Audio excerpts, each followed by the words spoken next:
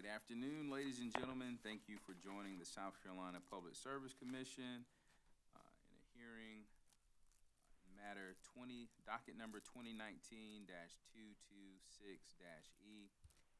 This is Dominion Energy South Carolina's IRP hearing. Before we broke for lunch, we had Mr. Neely on the stand. He was being cross-examined by Attorney Snowden. Before we go back to that cross-examination, wanted to see if we had any matters we need to bring up or attend to. Okay. All right. So we're just going to do a roll call for attendance for all of our commissioners, starting with District 1. Commissioner Williams. Williams present in the hearing room. Vice Chair Belzer. Belzer's present in the hearing room. Commissioner Caston. Present in the hearing room. Commissioner Commissioner Irvin. Present virtually. Thank you, sir. Commissioner Thomas. Thomas present in the hearing room. Commissioner Powers. And Chairman Williams is also present in the hearing room. Attorney Snowden, would you please continue your cross-examination, sir? Yes, sir. Thank you very much. See, Mr. Neely, are you there? I am here. Okay. All right. Thank you. Mr. Neely, I'd like to talk a little bit about the gas price inputs the company used in the IRP. How did the company come up with the gas price projections that it used in the IRP? We use the method that we've been using for a number of years now. That is 3 years of NYMEX gas prices represents the best indication of what the next 3 years of gas prices look like. And then we use an escalator to escalate those prices going forward. For the base case, we use an escalator. We use two escalators. The first one was 4% going out to, I believe, 2030, and then it went to 3%. For the low case, we took those 3 years of NYMEX gas prices and escalated them at half those escalation rates. That is, so about 2% until 2030, and then 1.5%, something around that range for the low case. For the high case, we took the EIA base gas forecast. We used the EIA base gas forecast because we observed that it has consistently been higher than actual gas prices in recent years. Thank you. So why do the NYMEX prices represent the best indicator of natural gas prices in the near term? That's what people are buying gas for. Those forward contracts people are buying, and gas is being delivered at those prices. That's the advice that I get from our gas purchasers, that if we want to use, we want something that matches what the market's doing, that's the best source of gas prices. Okay, so you all decided that the best way to determine project how much the company is going to have to pay for natural gas in the future is to start with what you're paying for it now, and then extrapolate from there using your escalation factors. That's right. Okay. Now, Mr. Searcy argues in his direct testimony that the company understated natural gas prices in its IRP modeling. Is that right? That's correct. Okay. And he says, actually, I'd like you, if you don't mind, to take a look at page 26 of Mr. Searcy's direct testimony.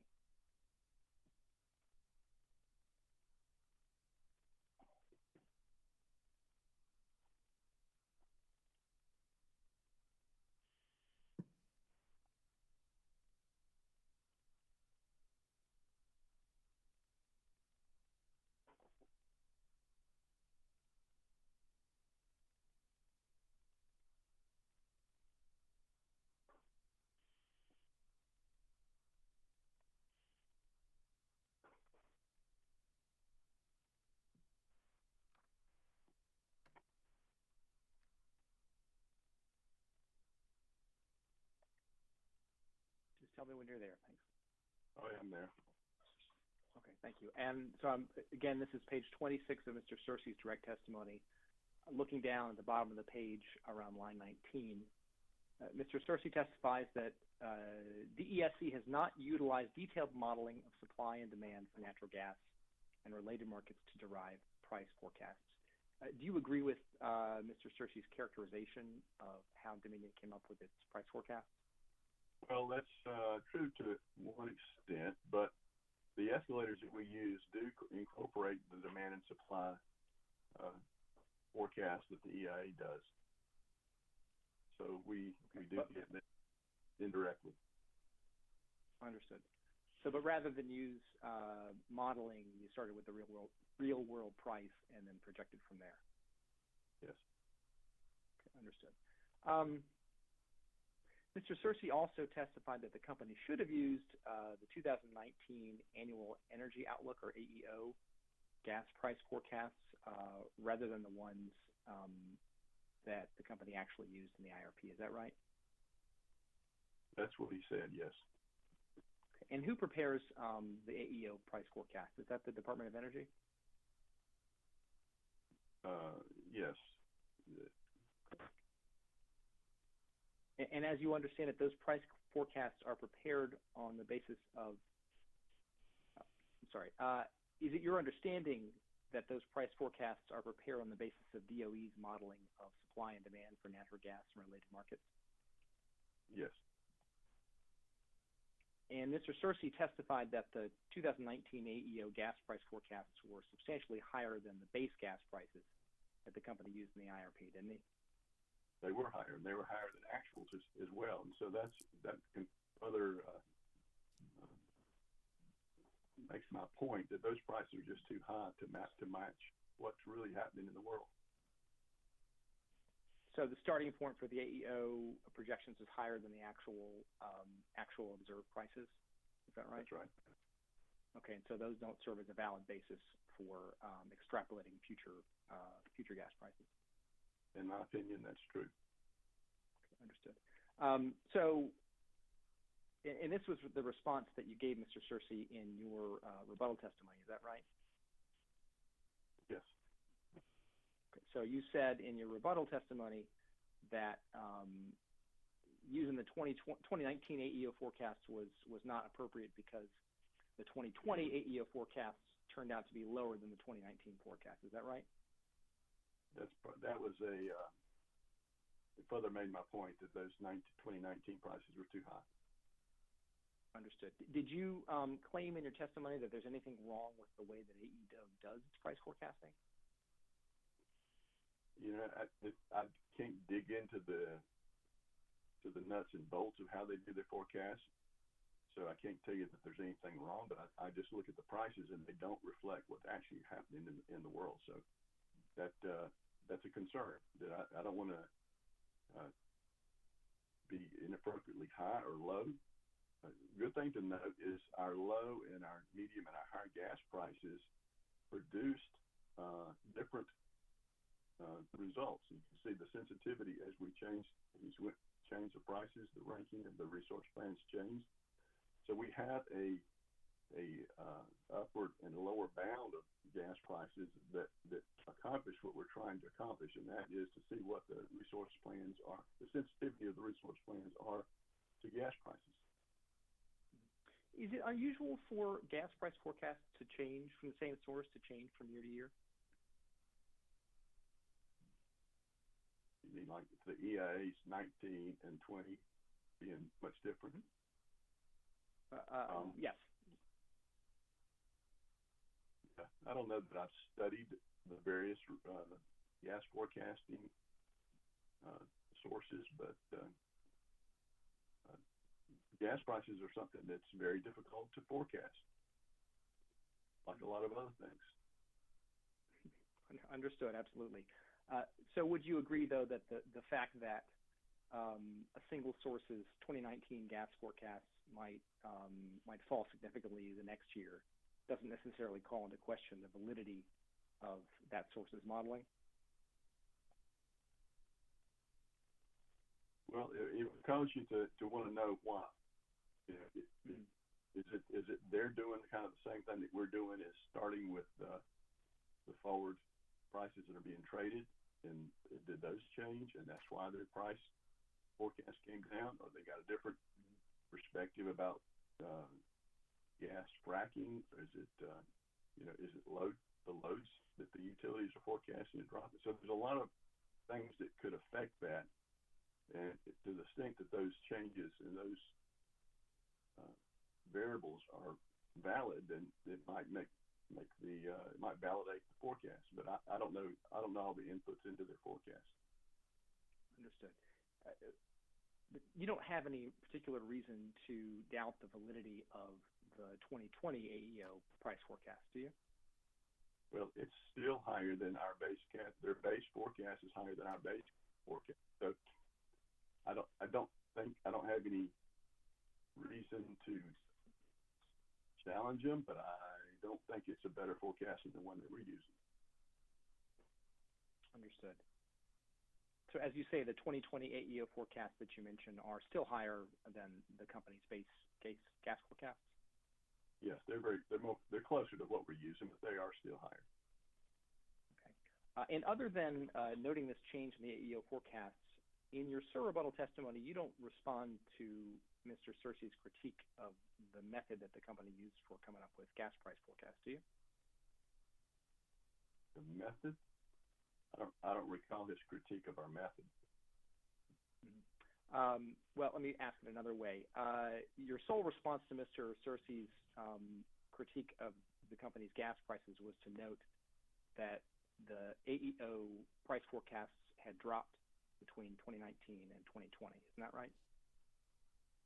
Yes. That's one aspect of the response. The other aspect was just the fact that we believe that the 3-year forward is the best place to start with the forecast. Understood. Thank you.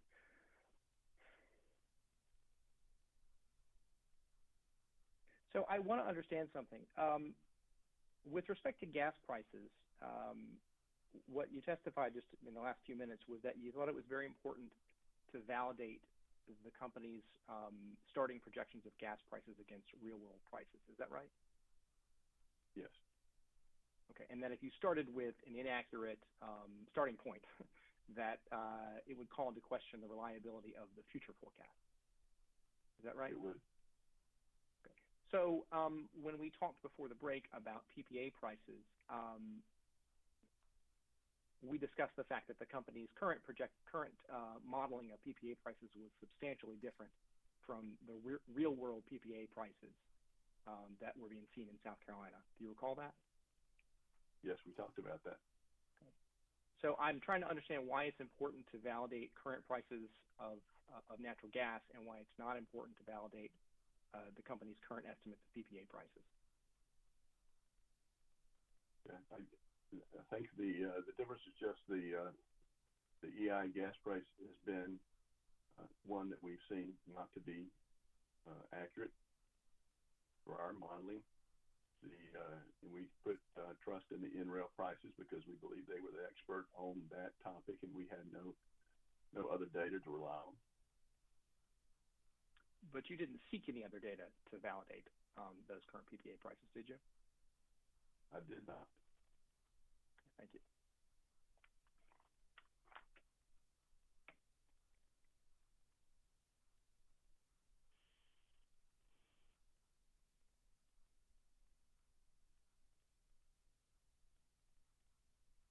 So one further question on that. Without validating the near-term PPA prices that the company used, is there any way to have confidence that those near-term PPA prices the company relied on in the IRP are valid? Well, we didn't use any near-term pricing in the model, so what is important is that the pricing that we used was valid. So I don't know how to validate a PPA price for the 2026 timeframe without executing the contract. Understood. But the company could execute a contract in, say, 2021 or 2022 for delivery starting in 2026, couldn't it? We could. And it's not unusual for a PPA to be executed and the project not to begin delivering power for a few years after that. Isn't that right? That's right. I'd like to move on in. I'm sorry. Go ahead. So that's not customary for us. When we need to purchase power, we can usually execute a PPA within 6 months. And that's the way that's going. I'd like to talk a little bit about integration costs in Dominion's modeling. Please look at pages 44 and 45 of Mr. Searcy's direct testimony, if you would. Okay. Okay, thank you. So looking down, here, I'll give a moment for everybody else to catch up. Looking at pages 44 and on to 45 of Mr. Searcy's direct testimony, I'm starting down at the bottom of page 44, line 20. We're discussing what Mr. Searcy refers to as flexibility requirements in modeling. So talking about the production cost modeling that Dominion did in the IRP. So Mr. Searcy testifies here, if you see this, just if you don't mind just following along as I read, starting on line 20. He testifies that DESC imposes reserve requirements in its production cost model runs that are intended to cover intermittent solar resources. Intermittent operating reserves modeled with 35% of solar nameplate capacity during solar generating hours. Intermittent spinning reserves modeled were 35% of projected solar generation during solar generating hours. And Mr. Searcy cites them in response to SBA interrogatory number 18. Do you see all that? Yes. Okay. Is Mr. Searcy's description of the reserve requirements modeled by the company accurate here? Well, for the most part, these reserves that we modeled only covered the existing power purchase agreements. Any new solar that was on the system didn't get the additional reserves. Okay, so these apply only to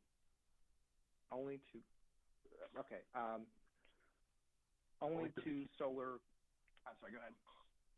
Only to the existing 973 megawatts of solar QFs that we have already contracts for.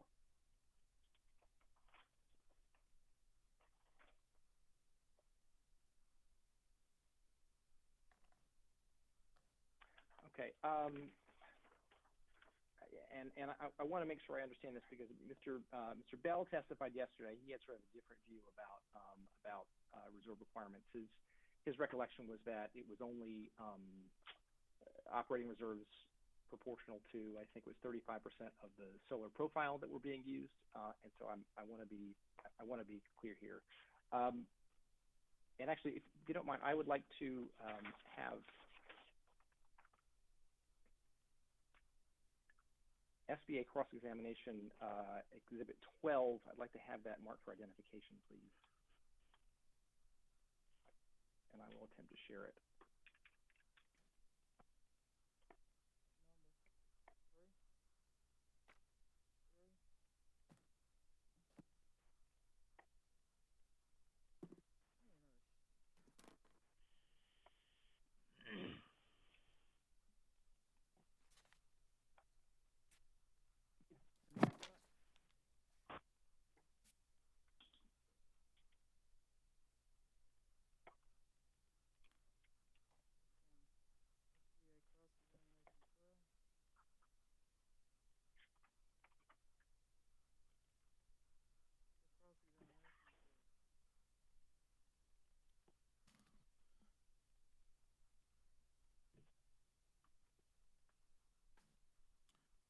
Mr. Snowden, Yes, Mr. Chairman. South Carolina Solar Business Alliance cross-examination exhibit number 12 will be entered into the record as hearing exhibit number 3. Oh, you just marked it. Oh, I'm sorry. Yes, and I'm sorry, Mr. Chairman. I'm not sure if it's just me, but I'm having a hard time hearing you. hear me now? Yes, sir.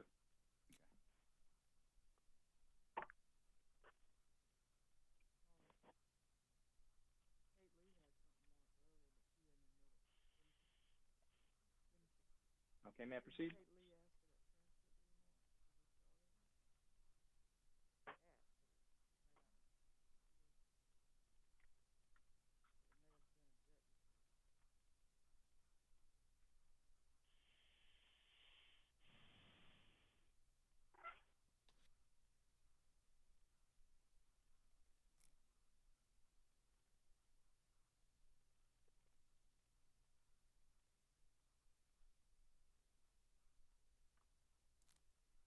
I'm sorry, Mr. Chairman, this is one of the limitations of being remote. Has this been marked for identification yet? And I'm Yes, free to it has proceed, been or marked. You all, okay, sorry. Has been marked for identification purposes as South Carolina Solar Business Alliance Cross-Examination Exhibit 12. Okay, thank you, Mr. Chairman.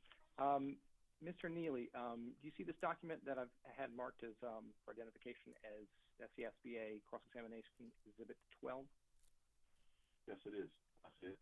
Okay, and it says Dominion Energy South Carolina, first set of interrogatory, I'm sorry, SCSBA's first set of interrogatories, interrogatory number 18. Do you see that? I do. Okay. Have you seen this document before? I have. Okay, and do you understand this to be Dominion's response to SBA's interrogatory number 18? Yes, Okay. Did you have a hand in preparing this document? I did. Okay. What was your role in preparing this? I think I had some input on all these answers. All right. So I'd like to look here, please, at item B. Do you see where it says, please describe in detail, including the source and basis of any methodology used, how the company determines its need for, and the cost of system ancillary services, and how ProSim accounts for system needs, including the following system ancillary services: regulation reserves, spinning reserves, non-spinning reserves, and other operating reserves. Do you see that? I do. Okay. And so you helped in coming up with the company's response to this item? Yes, I did. Okay. So turning to the next page where it says item B, it says ProSim models two types of reserves, and operating reserves and spinning reserves. The response goes on to say that DESC models reserves to cover intermittent solar resources. Operating reserves model were 35% of solar nameplate capacity, and spinning reserves model were 35% of projected solar generation. Do you see that? I do.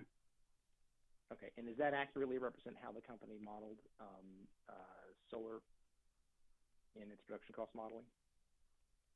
It's true, except for the new solar that was added. That's the typical way that we run the model. In the IRP, we ran to a file size constraint, and we couldn't extend that to the new resources. So they didn't get the extra reserves that they should have. Okay, I'm sorry, you said you ran into a file size constraint. Could you explain what that means? Well, in order to calculate the spinning reserves on an hourly basis based on a solar profile, we have to have a solar profile for any year that the solar is generating. And so with the existing UF solar that we have PPAs with, we're all using the same profile, and we only have a couple of years when that number is, the amount of megawatts is changing, so we can actually use the same profile going forward for the whole 30 years. But with all the different configurations of solar in the IRP, we would need a much bigger set of hourly solar profile data in order to extend those reserves out to 30 years. So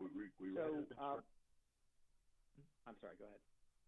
We ran into constraint, which we have a solution for that constraint now, but it was not available when we ran the IRP. What's the solution for that constraint? It's just a different way of modeling a profile for reserves.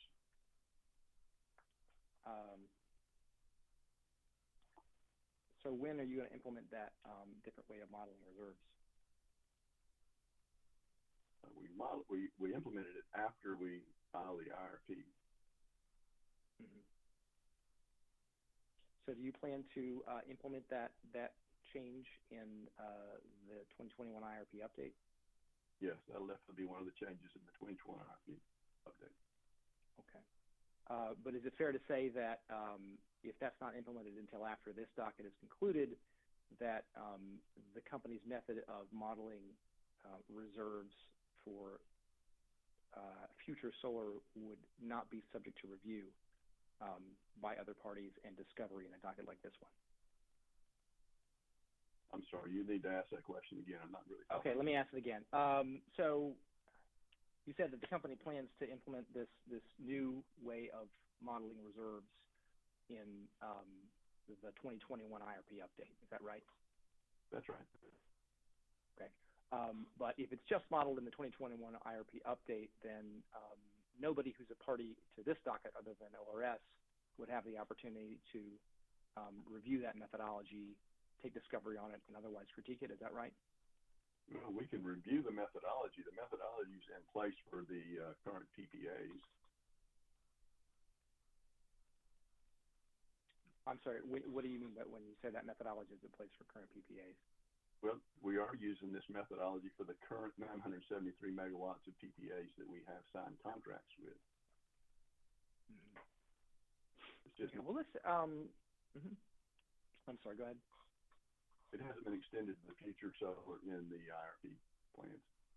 Mm-hmm. Okay.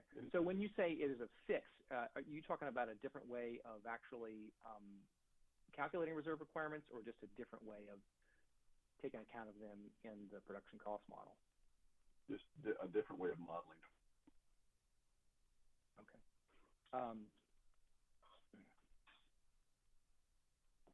But do you understand my concern that if the company changes its modeling methodologies on the next go round, that those changes to the company's modeling methodologies would effectively not be reviewable by the parties in this docket?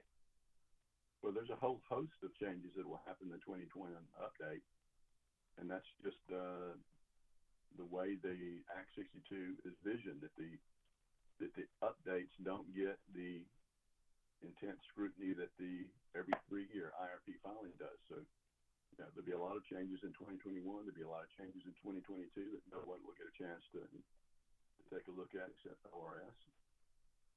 Okay, understood. Thank you. Well, let's talk about this methodology here just a little bit. There's a reference to both intermittent operating reserves and spinning reserves, but those aren't the same thing, are they? They are not. The spinning reserves are the ones that are constraining. Okay, I'm sorry, what's the difference between operating reserves and spinning reserves? Well, the operating reserves can include a lot wider range of resources that are offline.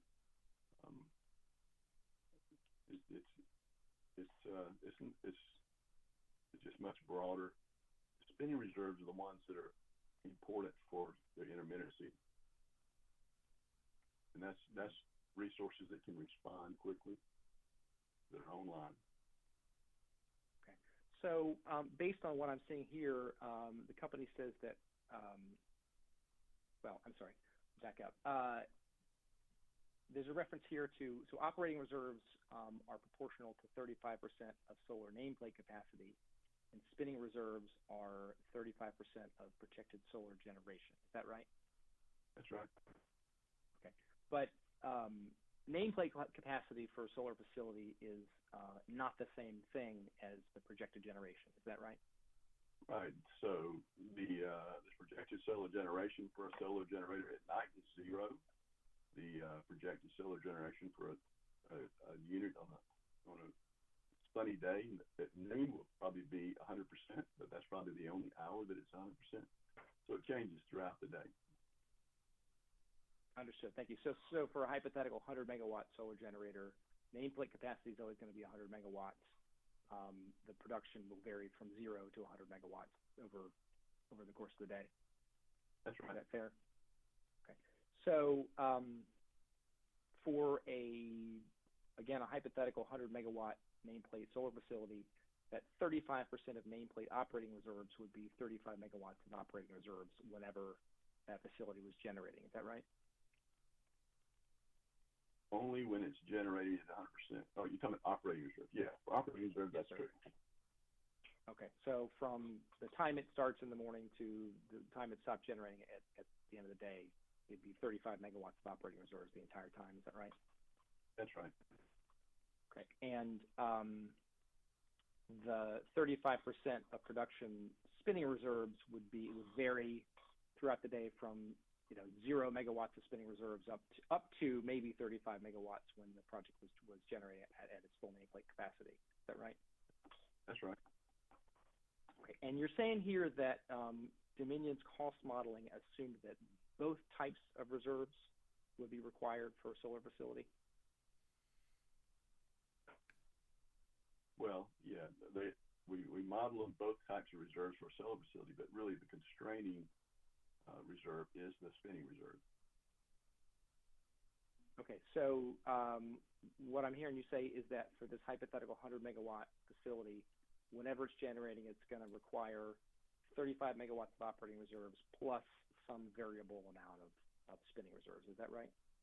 It's not plus. They envelope each other. Oh, so all right. Could you explain that? Yeah. So for instance, it shows there that the base levels are 200 megawatts for operating reserves and 100 megawatts for spinning reserves. Those 100 megawatts of spinning reserves are part of that 200 megawatts of operating reserves.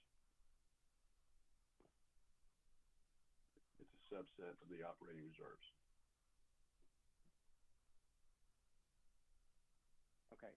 So is that 200 megawatts of operating reserves and 100 megawatts of spinning reserves, is that what's required across the entire system?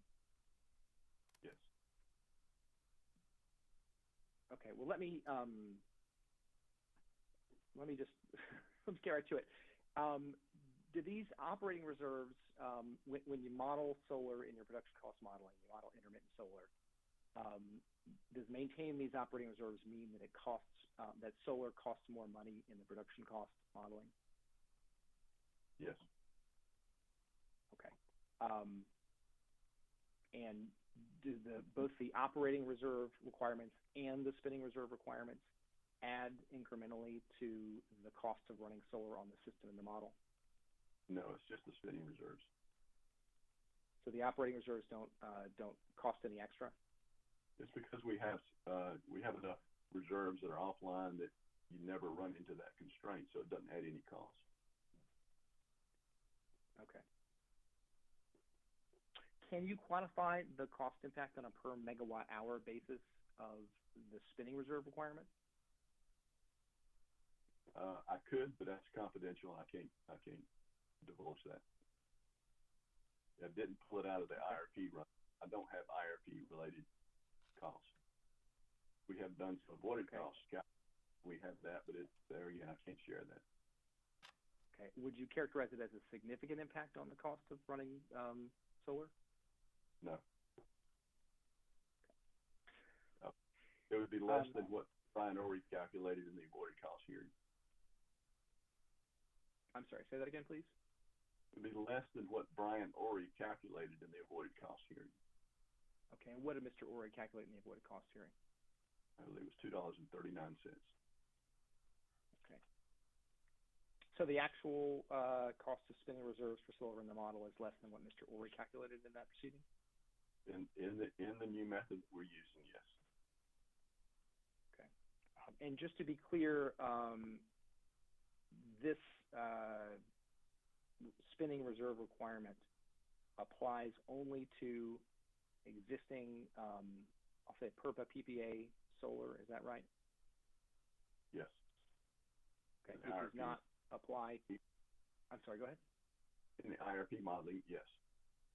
Okay, so in the IRP modeling, these reserve requirements do not apply to the flexible PPA solar that we were discussing before the break? That's right. We couldn't apply them to those. Theoretically, we should have, but there was an issue that we ran into, so we didn't. Does the company, back up, in modeling flexible solar PPAs in the IRP, does the company apply any reserve or other ancillary services requirements to flexible PPA solar? Not in the IRP modeling, no. Okay, so the cost of flexible solar PPAs in the IRP modeling is just the PPA per megawatt hour cost, and that's it. Is that right? That's correct. Okay.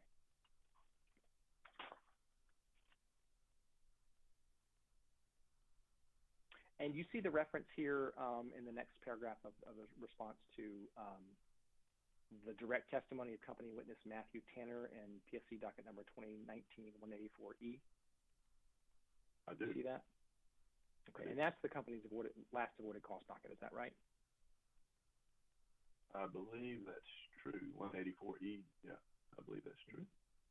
Okay, and you're aware that the commission rejected the use of that 35% nameplate operating reserve requirement in the company's avoided cost docket, aren't you? No, I'm not. In fact, they didn't either confirm a method or deny a method. All they did was create a interim cost that could be charged for variable integration. You're not aware that the commission found this 35% reserve requirement excessive in that order? In the order, I don't find any rejection or affirmation of any method. All I find is a interim variable integration cost.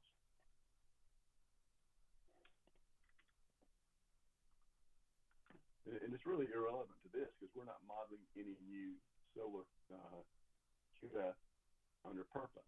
The IRP doesn't model any PURPA QF solar, so that's where that ruling applies to. It doesn't apply to all modeling, all solar. It only applies to PURPA QF solar. Understood.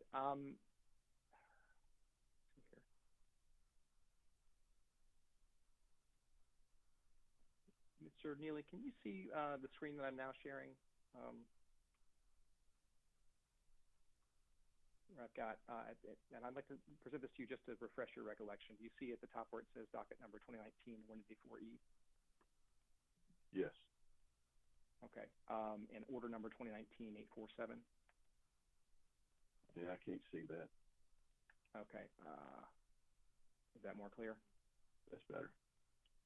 Okay. Do you recognize this to be the commission's order from the Dominions avoided cost proceeding? No, they followed this up with another order after this. Mm-hmm. But this was the initial order on the avoided cost proceeding, is that right? It was initial order, but most of this got rejected in the final order. Okay. Well, I would like to just direct your attention to the bottom of the page here. You see where it says, in consideration of the testimony of ORS witness Mr. Ori, and upon the recommendation of Power Advisory, we find that the reserve requirements recommended by the company to be excessive. Do you see that? Yes.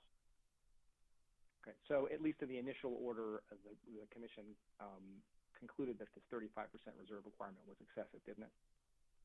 Yeah, and I think the reason that the final order doesn't either deny or accept any method is because the issue is not resolved, and that's why there's an ongoing integration study hearing. So is it your understanding that on reconsideration, the commission withdrew its finding that the 35% reserve requirement was excessive? Well, they didn't mention it in the final order. Okay, so they did not mention it in the reconsideration order? Yes. Okay, so it's the company's interpretation then that the commission has not found the 35% reserve requirement to be excessive? That's right. And so the company continues to use this 35% reserve requirement, nameplate reserve requirement in its production cost modeling? Yes. Okay. though, what we're using now is not the same as what we proposed in the avoided cost hearing. The avoided cost hearing had 35% of nameplate for the spinning reserve, and that it produced a much different result.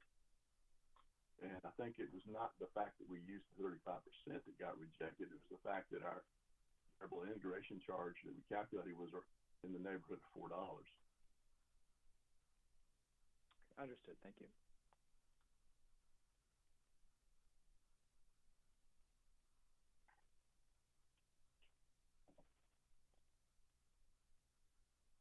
I'd like to move on and just briefly discuss the use of CO2 prices in the IRP. Mr. Searcy testified that Dominion's modeling failed to reflect a reasonable range of policy outcomes regarding the regulation of CO2. Do you recall that? Yes. Okay. And the company's carbon sensitivity analyses assume carbon prices of $25 per ton of CO2 emissions in all years. Is that right? That's right. Okay. And I'd like to just briefly take a look at pages 29 and 30 of Mr. Searcy's direct testimony. Direct me again to where you're going. Yeah, sorry. I've got to get there myself. It's pages 29 and 30 of Mr. Searcy's direct testimony. In the middle of page 29, it says, please elaborate on your concern about CO2 price sensitivities.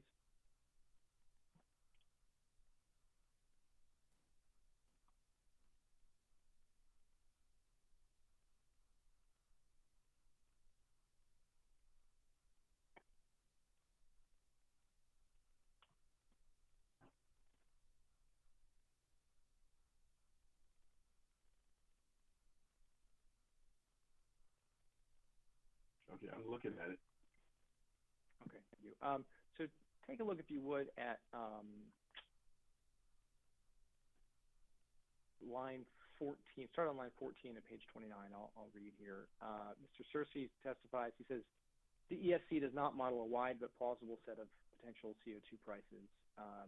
Moving down to line 15, it says, while AEO assumes a zero CO2 price in its reference case, it models three different potential CO2 prices where even the lowest AEO price is substantially higher than that modeled by DEC. Do you see that? Yes. And then moving on down to page 19, I'm sorry, to line 19, Mr. Searcy testifies that British Petroleum, or BP, has now adopted an assumed carbon price of $100 per ton by 2030 in its investment planning. Do you see that? I do. Okay. So neither you nor any of the company's other witnesses addressed carbon pricing in your rebuttal testimony, did you? I don't know that I could say yes or no, but I'll take your word for it. Okay. So you can't point to any place in your testimony that responds to Mr. Searcy's assertion that the company's CO2 pricing is unreasonably low. Well, no, we didn't respond to this. We did address the CO2 costs that we used in my direct testimony. Okay, thank you.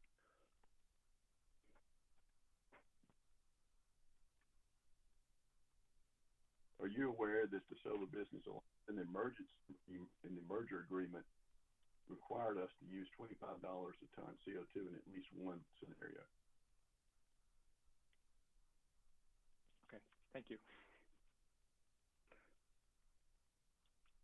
But you said that the merger requirement required, the merger agreement required them to use prices of at least $25 per ton?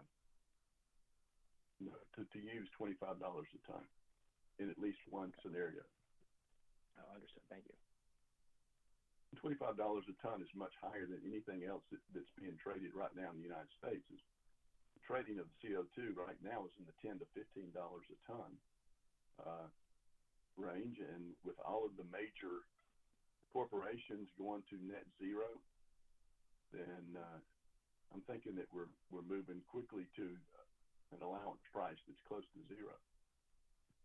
If there's no CO2 being emitted, then there's no need to trade CO2. is that based on any? I mean, appreciate your perspective on that. Is there any quantitative analysis to that effect in the IRP or in your testimony?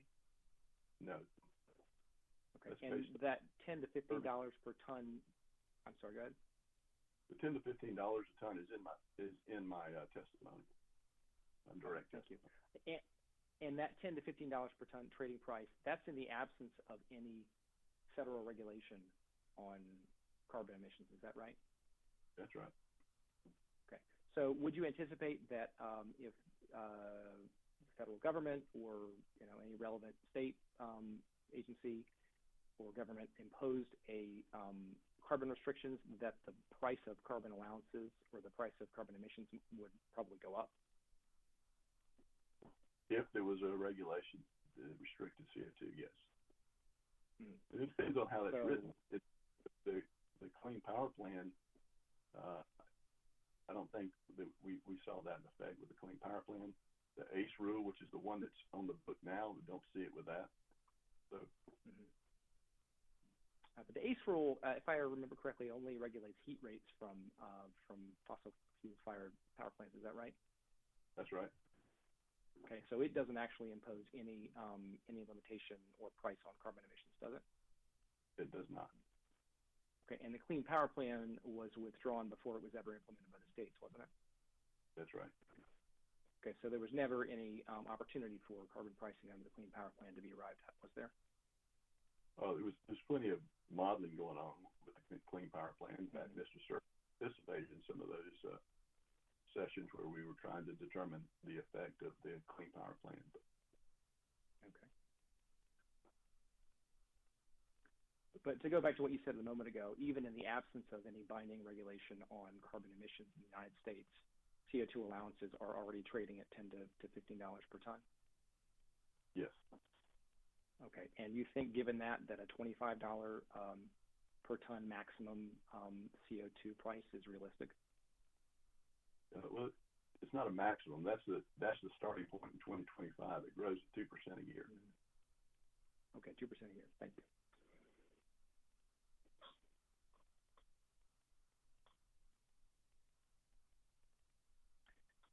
Mr. Neely, Act 62 requires the company to select the resource plan that represents the most reasonable and prudent means of meeting the utilities needs, doesn't it? Yes. Okay. And what does reasonable and prudent mean? Yeah, that's a good question. I'm assuming that we could get a different answer from everybody, but we believe that at least it means that the customers get a low-cost plan. It would also mean low cost. it would also mean that that the resources that are modeled there are reasonable. That is, they are currently available would be one aspect of that.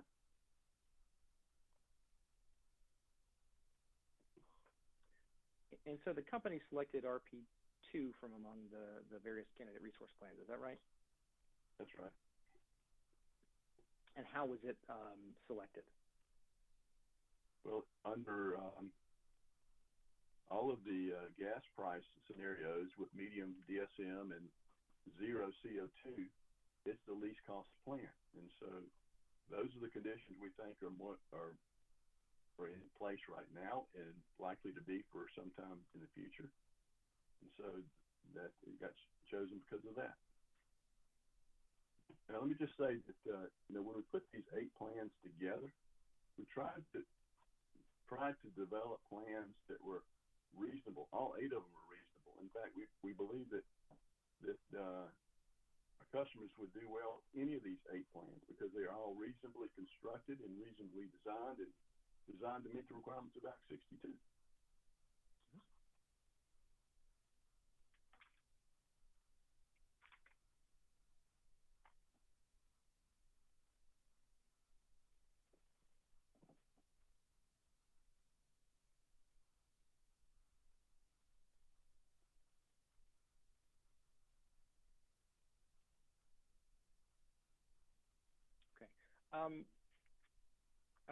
I believe I'm sorry. Mr. Chairman, I have neglected to ask that SBA cross-examination Exhibit 12 be moved into evidence. I'd like to do that now, please. I was wondering when you were going to get to that.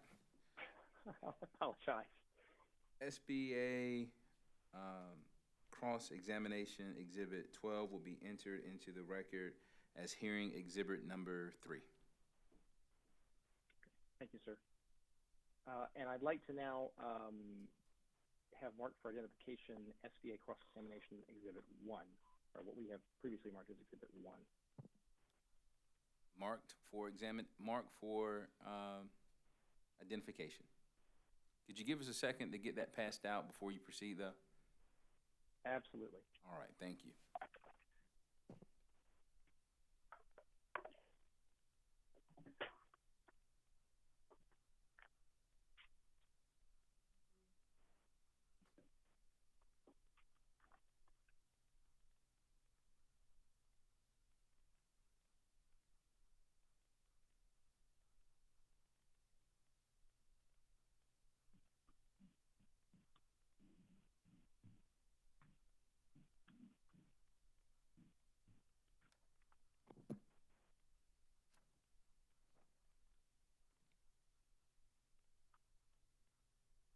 General Westinger Hill, did you send this to Commissioner Irvin?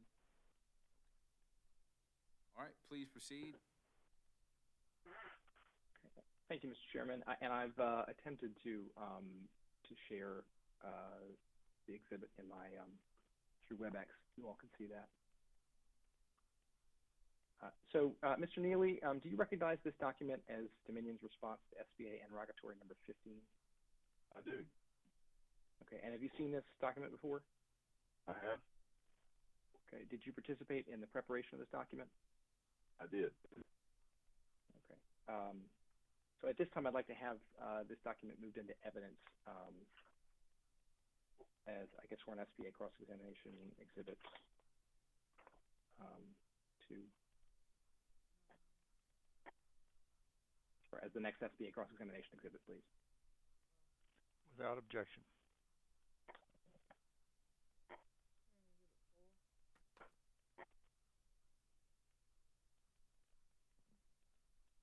SBA cross-examination exhibit 1 will be entered into the record as hearing exhibit 4. Thank you, Mr. Chairman. Mr. Neely, this interrogatory asked the company to identify the resource plan that was selected and to explain how it was selected. Is that right? Yes.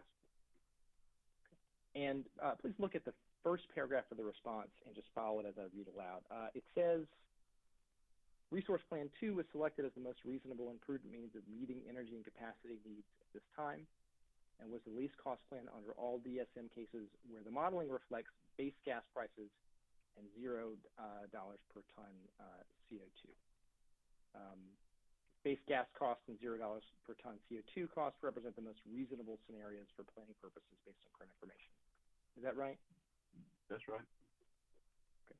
So as I read this, what the company is saying is that it concluded that the base gas costs and the $0 per ton CO2 costs were the most likely single scenario, and it picked the resource plan that has the lowest costs in that scenario. Is that a fair characterization? Yes. And in fact, Resource Plan 2 is not the least cost plan in a number of other scenarios, is it? It's not when $25 a ton CO2 is considered. Okay, so it's not, RP2 is not the least cost plan in any scenario where carbon pricing is not $0 per ton. That's right. Is that right? Okay. And Mr. Right. Searcy, Mr. Searcy, in his direct testimony, recommended that the company change its approach to selecting the preferred resource plan to better account for uncertainty and risk, didn't he? He did. Okay, and he suggested a few ways that the company could do that, didn't he? He did. Okay, so this would include assessing the cost spread for each resource plan across all scenarios. Is that right? That's right.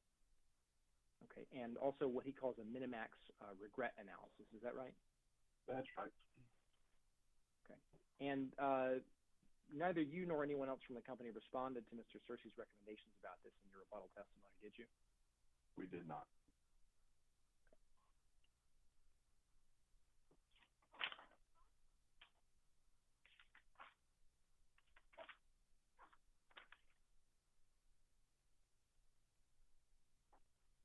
Mr. Neely, I believe that you said a little while ago that when you all were coming up with the candidate resource plan, the company did not consider adding renewables before 2026 because the company doesn't have an identified capacity need before then. Is that right? Yes. Well, Okay. it's not that So- we don't have a need, that we have excess capacity in that time frame. Okay, understood. So when you say you have excess capacity, you mean that the existing generation fleet is plus the PPAs you already have in place are more than capable of generating enough energy to meet peak loads. Is that right? The PPAs that are in place? I'm sorry. I'll ask that again. So when you say the company's got excess capacity, you mean that the company's existing generation fleet is capable of generating more than enough energy to meet peak loads? Yes. But the company still has to operate that generating fleet in order to meet customer needs, doesn't it? It does operate that fleet. Okay. And it costs some amount of money to generate every kilowatt hour that is produced by that fleet, doesn't it? I think we determined that earlier in our conversation. Okay. And those costs are over and above the capital investments in those power plants. Is that right? Yes. So, for example, for a coal plant, the cost of generating would include the cost of coal, cost of operating emission controls, and some O&M costs. Is that right? Yes. Okay. And then for a natural gas plant, it would be the cost of natural gas, emission controls, O&M, et cetera? Yes. So if the company can buy a kilowatt hour of energy from somebody else for less than that per kilowatt hour cost of producing it, isn't it in the interest of ratepayers to do that? And that's the purpose of the avoided cost, is to give renewables the opportunity to provide their power if they can provide it at avoided cost or below. Okay, I appreciate that, but you didn't exactly answer my question. If the company can buy a kilowatt hour of energy from somebody else for less than the cost of producing it, isn't it in the interest of ratepayers for the company to do that? Yes. Okay, and that's true whether or not the company has excess capacity, isn't it? That's true. So when the utility, when Dominion gets energy from a third party through a PPA, there's no capital investment made by the utility, is there? No. Okay, and so nothing goes into the rate base. That nothing goes into the rate base. I believe that's true. Yeah. Okay, so it just pays that per kilowatt hour price to the third party, and then that's passed on to the customer through the fuel cases. Is that right? Yes. And so to know whether it makes more sense to get that kilowatt hour of energy from a third party versus having it generated, you have to look at the PPA price on one hand and then the cost of generating it on the other hand, don't you? That's right. Okay. So if there were a resource out there in the real world that could save customers money by delivering energy at a lower price than the utilities per kilowatt hour price or cost, wouldn't you want to know that? Yes. Good. We would want to know that. But the company has not looked at that question in coming up with the IRP, has it? We have not. We didn't model any purchase agreements in the IRP to meet the base reserve margin. Understood. We have this range mission, and so there is constraints that we're concerned about. We're concerned about reliability. Those transmission interconnections can be shut down because of issues in other parts of the Southeast. Understood. Thank you. Attorney Snowden, are could, you finished with the document that you're sharing? Oh, yes, sir. I'm sorry. Stop sharing that. I apologize. Thank you. Is that better? Okay.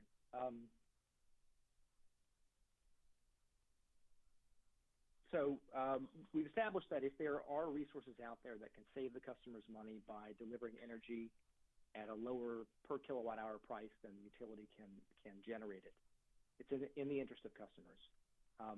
Could such resources be identified through an RFP? Yes, it could be, but I don't think that's a long-term solution to meeting the company's needs. That's a good short-term solution, and we have used those resources at times for 2 or 3 years, but that's not a good long-term solution for the company's needs to meet the customers' demands. Okay, but in the short term, in the next few years, an RFP might be a good way to identify resources that can save customers money by delivering power more cheaply than the utility can generate it.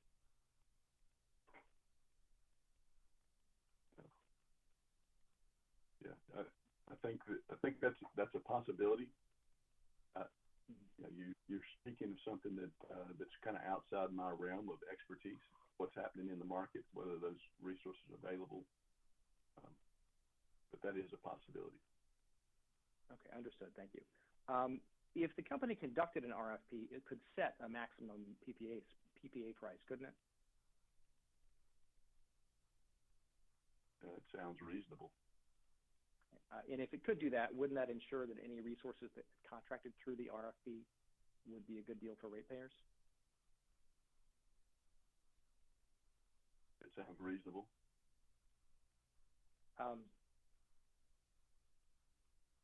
And going back to the question of whether there is the company has a capacity need or excess capacity,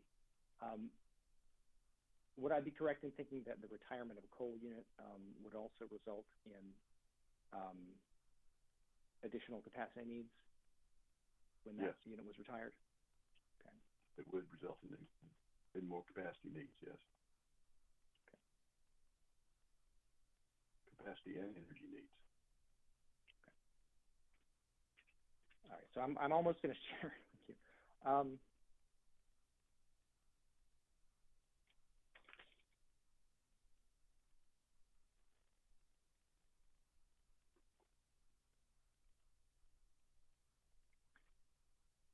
Just to wrap up, so Mr. Neely, so you testified, or you agree that a solicitation or a request for proposal is a possible means of identifying third-party resources that could deliver power to Dominion more cheaply than the company can generate it and potentially save ratepayers money in the near term?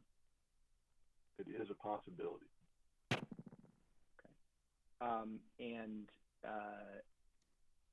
Well, notwithstanding that, the company did not model the addition of any solar or energy storage resources to its system before 2026 in the IRP, did it? It did not. Okay. And the company did not validate the PPA price assumptions that it made are used in the IRP, despite the fact that those assumptions are significantly higher than the actual cost of solar PPAs in the Southeast right now? Well, I can't confirm that they're higher than actual prices. I saw the prices that Mr. Searcy showed, but you're right, we did not look at any other options for those PPA prices. Okay.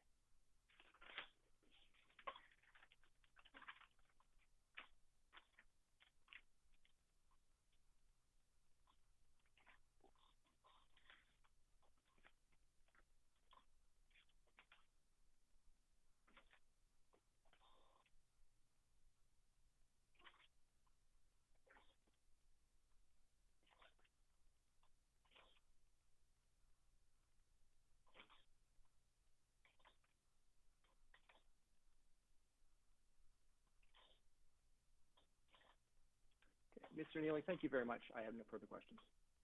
Thank you, Mr. Snowden.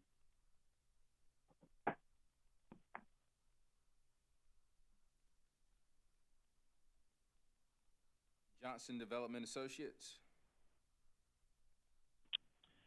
Thank you, Mr. Chairman. We don't have any questions. Thank you. Sierra Club. Yes, Sierra Club has some questions. Just get my video started. Please proceed. Okay, thank you. Good afternoon, Mr. Neely. My name is Dorothy Jaffe on behalf of the Sierra Club. Hello, Mr. Jaffe. And so you've stated in your direct testimony that the plans chosen, the resource plans that were chosen, were done with the purpose of fairly evaluating a range of supply-side resources. Is that correct? That's correct. And if I could turn your attention to the IRP supplement, page 6, the description of resource plans.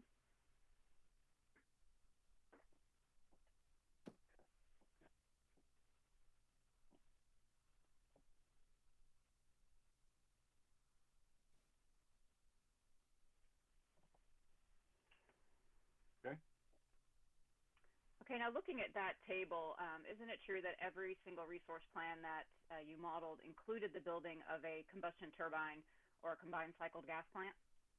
That is true. Okay. And so, I'm sorry, go ahead. 4 of those resource plans include new solar, and 3 of those plans include retirements. Yes, that is correct.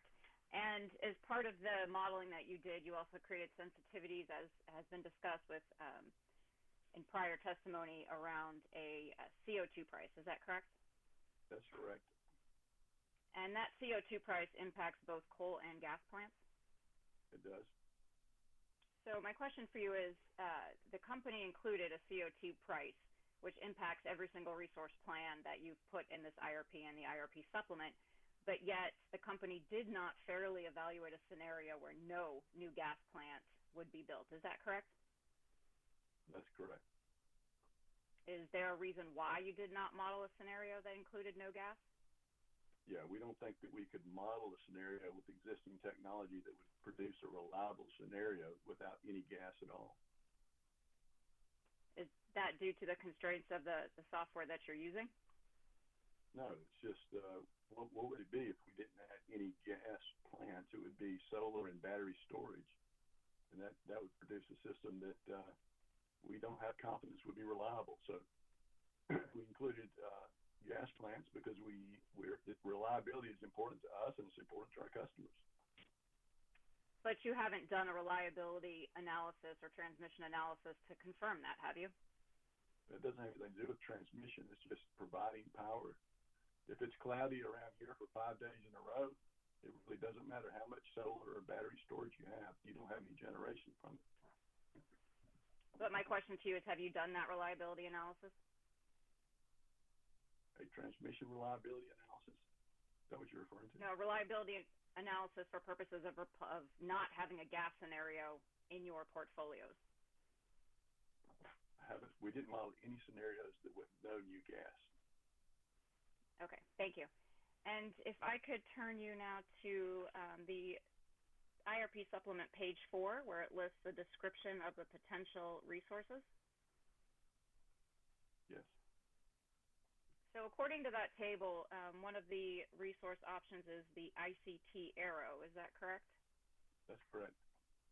And according to this table, the ICT arrow is approximately twice as expensive on a kilowatt basis as what would be considered a conventional ICT large frame. Is that correct?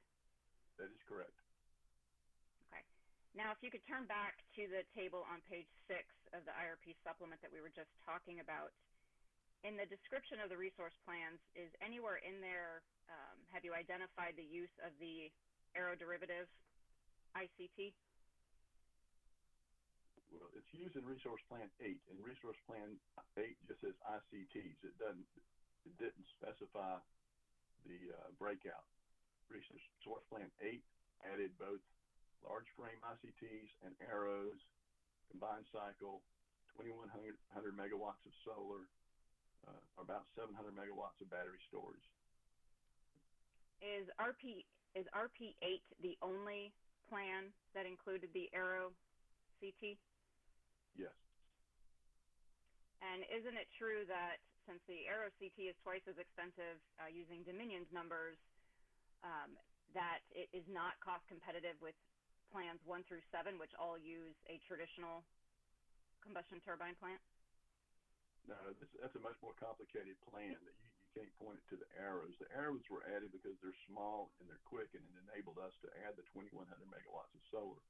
Without something like an arrow, it would have been we would have been concerned with the reliability. In fact, that's why the arrows were added, so that plan could add 2,100 megawatts of solar and still be reliable. So in the other solar and storage resource plans, you weren't concerned about reliability enough to use the Aero CT? We weren't adding 2,100 megawatts of solar, so that's a big deal, big difference. Okay. And we weren't all coal as well either. So 8 retires 1,300 megawatts of coal. It adds lots of resources. A lot of them are solar. So in order to make that reliable, we needed some arrows that could respond to the intermittency of solar and the issues with solar. Okay, understood. So if I could have you turn to your rebuttal testimony, page 8.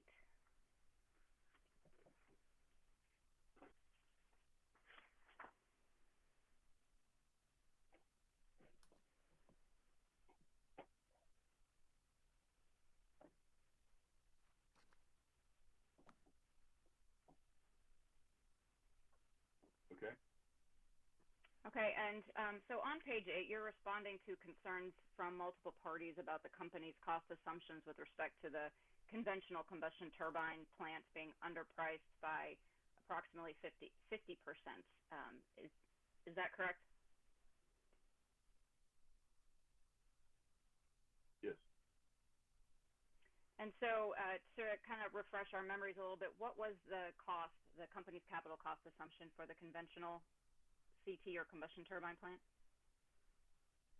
Well, we just had it on the screen. I'll have to go back there and look at it. Does 496 sound accurate per kilowatt? Yeah, that sounds right. Okay. And so do you recall from Mr. Stenklick's testimony that he demonstrated that the National Renewable Energy Lab showed costs for a conventional turbine plant of approximately $900 per kilowatt? Yes. And I believe ORS also submitted testimony that included a range of prices for the same conventional turbines ranging from about $600 to almost $1,000 per kilowatt? Yes. And would you agree with me that the capital cost assumptions for certain resources, like combustion turbines, is a crucial assumption for purposes of planning, since specifically for CTs, those capital costs can make up about 70% of their levelized cost of electricity? Well, I don't know about the 70% number, but I would agree with the fact that the capital costs are critical to the cost of these plans. Okay.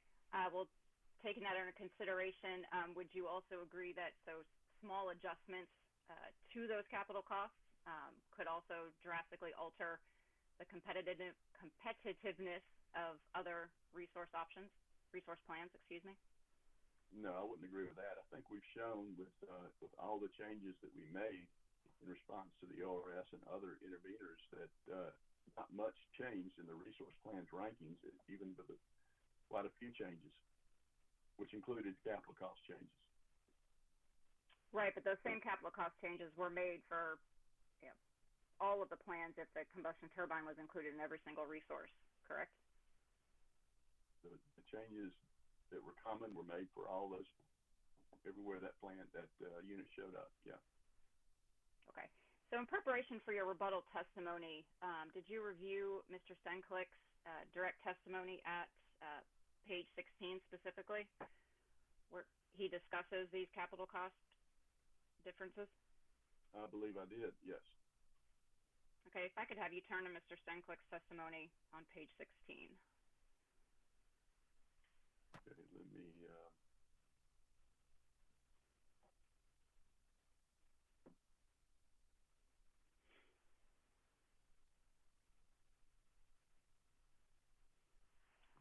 I'm going to attempt to share my screen to show the same page as well.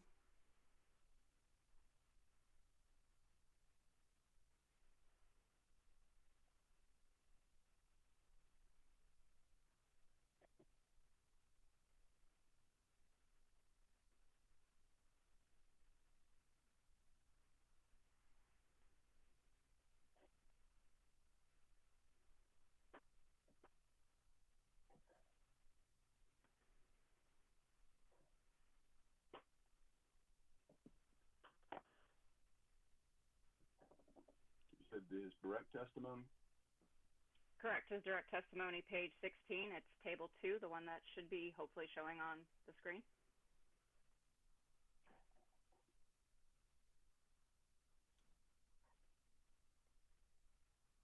Can you see that?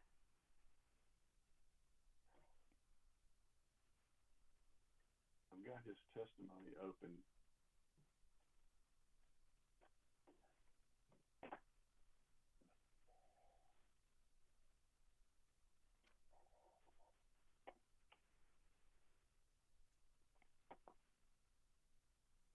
Excuse me. Give me the page number again, please. Page 16 of 37 of his direct testimony. Okay. And that would be table 2, called the Resource Plan Levelized NPV Calculations for with updated capital cost assumptions. Yes. Okay. So looking at that table, which you said you reviewed as part of your rebuttal, were you surprised to see that by changing only the capital cost assumptions for the conventional combustion turbine and for the batteries and nothing else, all inputs were kept the same from Dominion's, that RP8 was made less expensive by 1.3%? Yeah, I really doubt that would happen. There's only one ICT added in Resource Plan 8 of that large frame type. But did you or anybody else at Dominion ask for any of Mr. Senklick's work papers or modeling results to, argue that his modeling was incorrect? Yeah, I wish I would have had time to do that. Okay, and you did not respond to this in your rebuttal testimony also, is that correct? Yeah, I wish I'd had time to do that as well. Okay, thank you.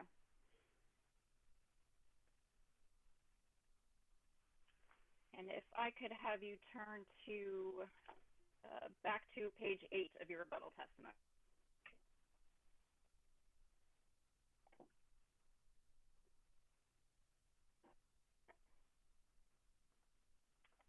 Okay.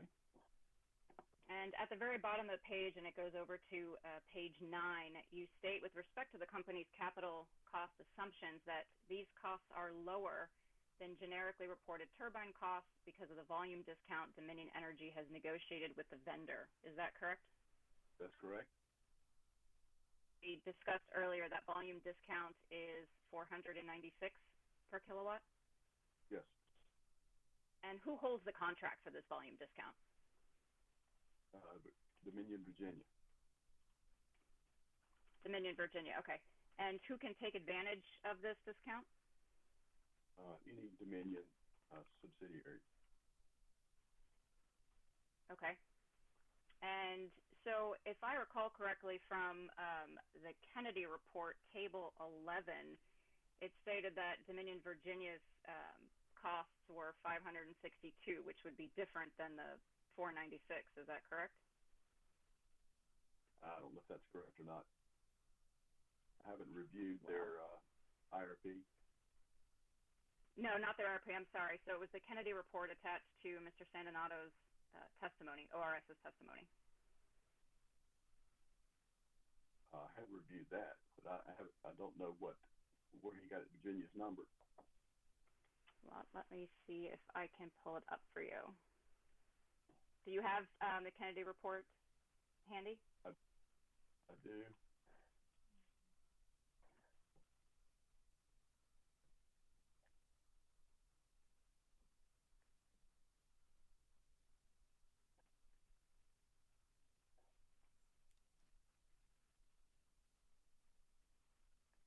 And once you have the report, it should be page 57. All right, I'll try not to remember the 57, not to get 57.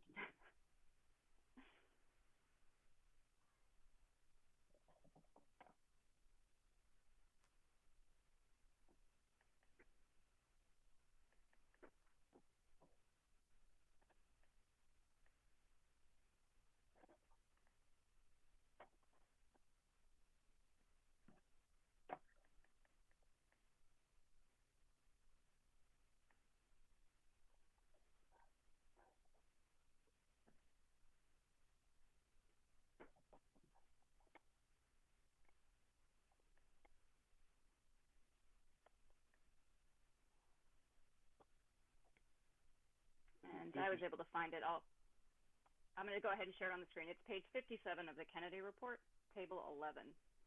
Is it 57 on the bottom or 57 on the top? They've numbered their things twice. Let me look. Well, on the side of the page, it says page 66 of 93, the as filed. At the bottom, it says page 57, the actual typed number. Okay.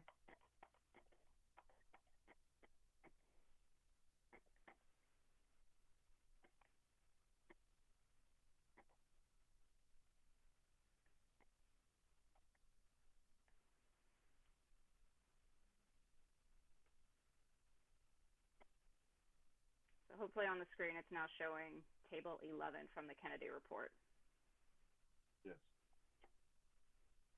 Can you see that? I have it on my screen as well, so I can see it on my screen better than yours. Okay. So you're saying that the Dominion Virginia holds the contract for the volume discount, but according to this table, if you look under where it says ICT frame, capital cost, DESC is 469, which is the original IRP number, and then it says VP 2020 IRP, and my understanding is VP stands for Virginia Electric and Power, which is otherwise known as Dominion Virginia. Is that correct? Yes. So I'm curious if you know why, if the volume discount that you can take advantage of at the whether it's 469 or 496 price is not the same that Dominion Virginia, who holds the contract, is paying. Well, they get the same price that we do. I'm sure of that. And I've talked to the folks in construction, and they've assured me that this price is one that they've bought turbines at. So I'm not sure whether that's an inflated price to a future year or what that is. It says 2020 IRP, so I think that would be the most recent filing, but I'm not sure what the source of that is. I am confident in the 460. Okay, thank you. And so how long, according to that contract, are the volumetric prices in place for? Yeah, I don't know how long. I don't know what the length of that commitment is. So you don't know if that volume discount will be available in 5 years or, say, 10 years?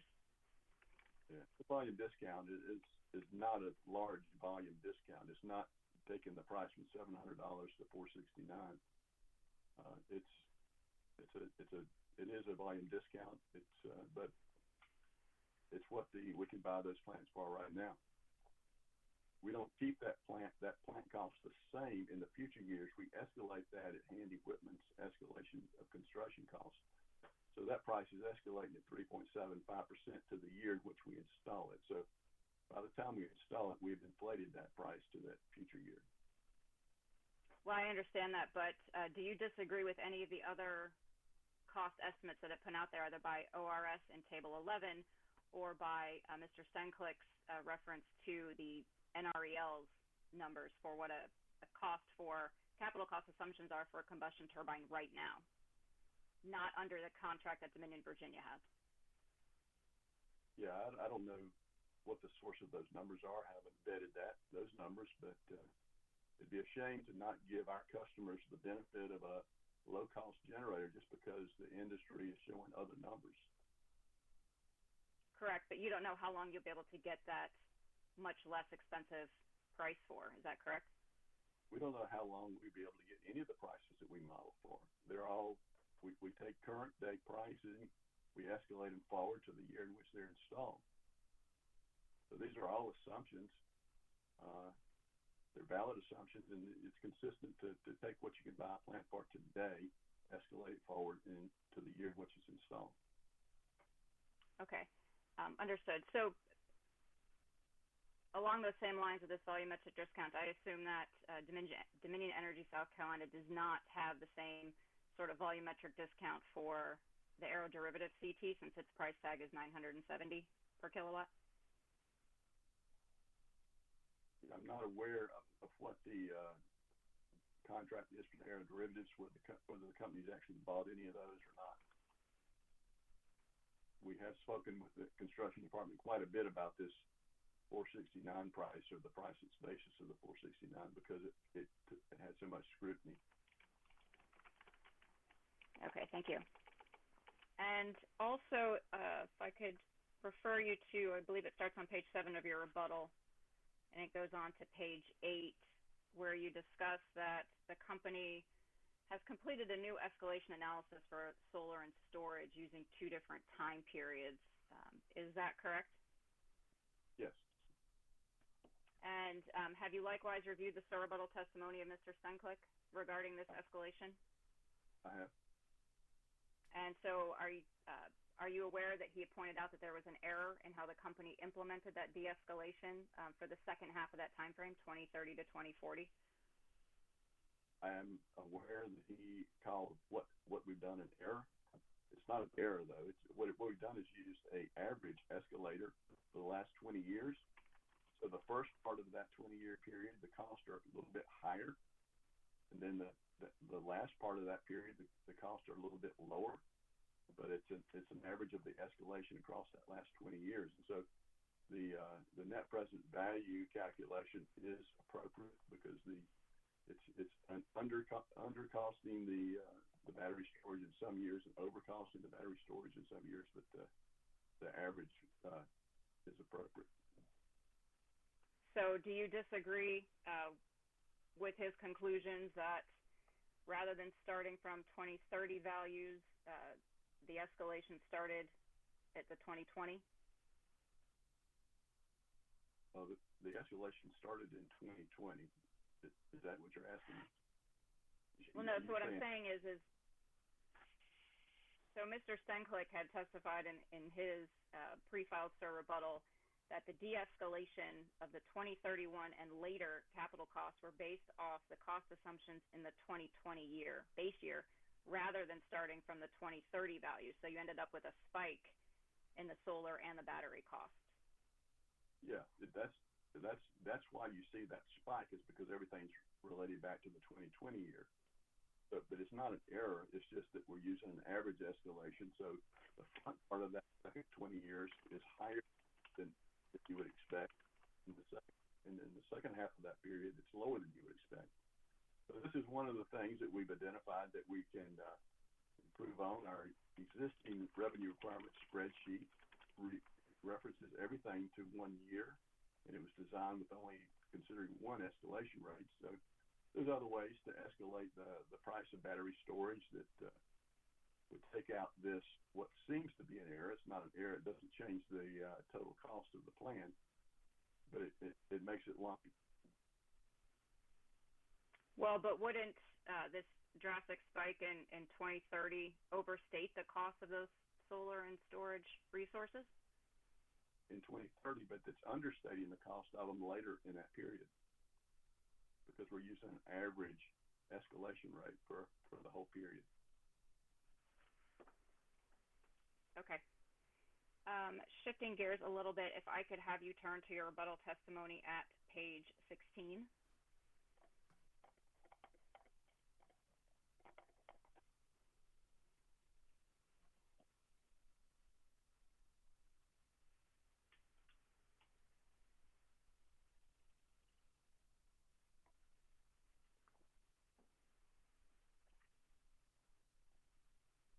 And once you're on that page, I'm specifically looking at lines 14 to 15.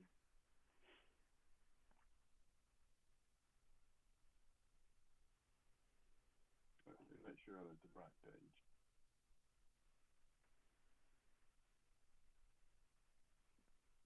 Yep. It's a discussion on the effluent limitation guidelines? Yes. Okay. So on page 16, lines 14 through 15, you state that the ELG costs have been escalated to $2026 the year assumed for installation. Is that correct? That's correct. So is it your testimony that if the company plans to retrofit or upgrade Williams and Watery to comply with the ELG rule, then that installation needs to occur in 2026? Well, that's exactly what we modeled. That the installation was occurring in 2026. Okay. Are you aware that compliance with the ELG rule is actually December 31st, 2025 to make those retrofits and upgrades? Yes, I realize that, but I also realize that the ELG rule has just been filed on the Federal Register today, and so we still don't have firm costs on what that will be, or the time frame to get those installed. And there's other options that allow you to not make the installation by 2025. Correct, but isn't that other option to retire the plants by 2028? I think there's another option that causes you to pay some kind of fee to continue to operate. Oh, okay. How long does it take to construct or install those retrofits? Do you know? I did not know. We've been analyzing this for quite some time, and then the rule has just finally been put in the Federal Register today. Well, I understand that it was just filed in the Federal Register today, but the pre-publication rule came out a couple of weeks ago with these deadlines in it, which I believe are the same as the 2019 proposed regulation. So these dates have not changed, the 2025 date, since last year. Is that correct? I don't know. I haven't reviewed the rule. I'm depending on folks in generation to guide us in that way. Okay. So subject to check, let's assume that the retrofits and upgrades would have to occur at Williams and Watery by the end of 2025. When would a decision have to be made to retrofit plants? Ideally, they'd be made today, I believe. So the earlier, the better. But not knowing what's involved with the construction of those upgrades, I can't give you a specific time. Okay. And how much does it cost? What is the cost estimate for retrofitting Williams and Watery?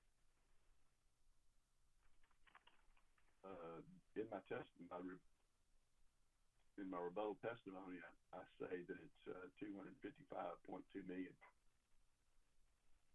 Okay. And if I could refer you to Mr. Bell's direct testimony, Exhibit 2, the CRA report, specifically page 92 of that report.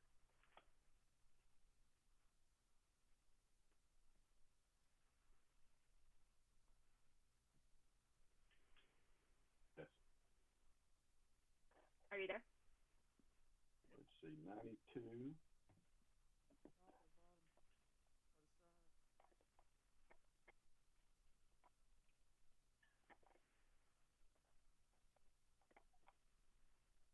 Okay, I'm there. Okay, on the fourth line underneath the graph, it states that, importantly, Plan 8 does not include the $900 million in capital expenditures required to retrofit existing coal units with environmental upgrades. Now, when I asked Mr. Bell this question yesterday, he did not know where that $900 million price tag came from. Do you have any knowledge of this $900 million cost to retrofit existing coal units? Yeah, that's the revenue requirements on that $255 million that we talked about earlier. It's assuming that I think in the model 35 years to recover this capital investment, which would include insurance, taxes, depreciation, all the components of capital. So that's included in the, as well as return. Okay. So when you're doing a retirement analysis, would you use the $900 million price, or would you be using the $255 million to assess whether or not it is more economical to retire Williams and Watery prior to making those retrofits? Mr. Neely, before you answer that question, Mr. Neely, Council, before you answer that question, Mr. Neely and Council, Commissioner Caston, do you have a question? Yeah, I'm trying to get my head around some of this, the 900 million. Mr. Neely, is that the present worth value of the 200 and something million? Is that what we're saying? No, the present worth would be the 255 million. The 900 million is the cost all the costs going out 35 years to include insurance, taxes, return on investment, insurance, all those things. Depreciation. Oh, it's sort of like the future value then. Yeah. Okay.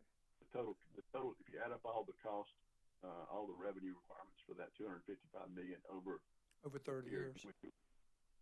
Yes. Thank you.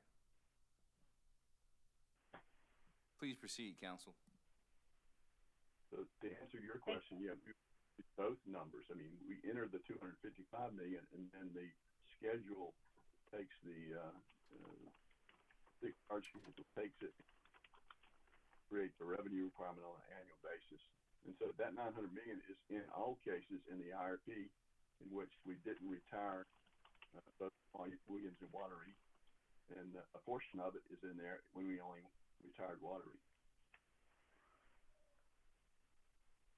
Okay, thank you. So, with respect to the $255 million number, was that based on an analysis done in 2017?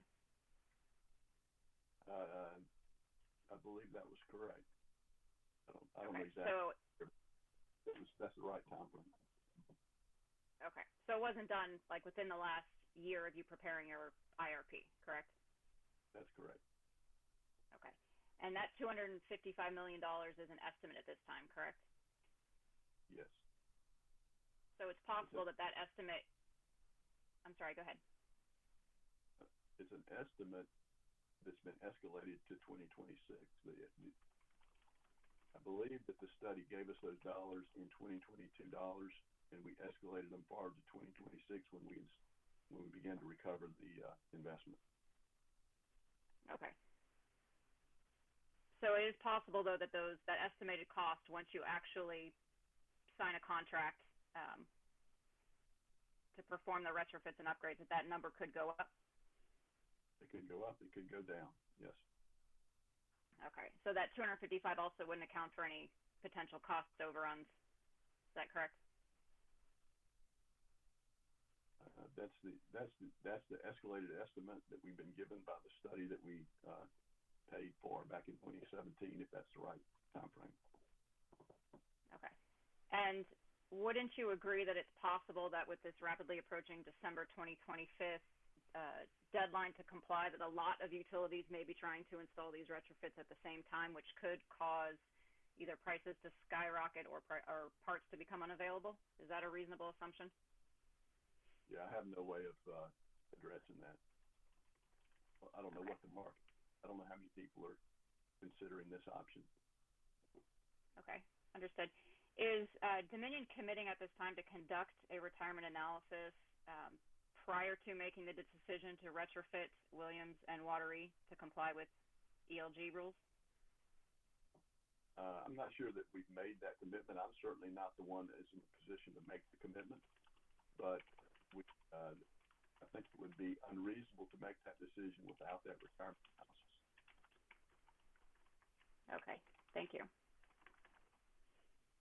And if I could now turn your attention to your rebuttal, page 24.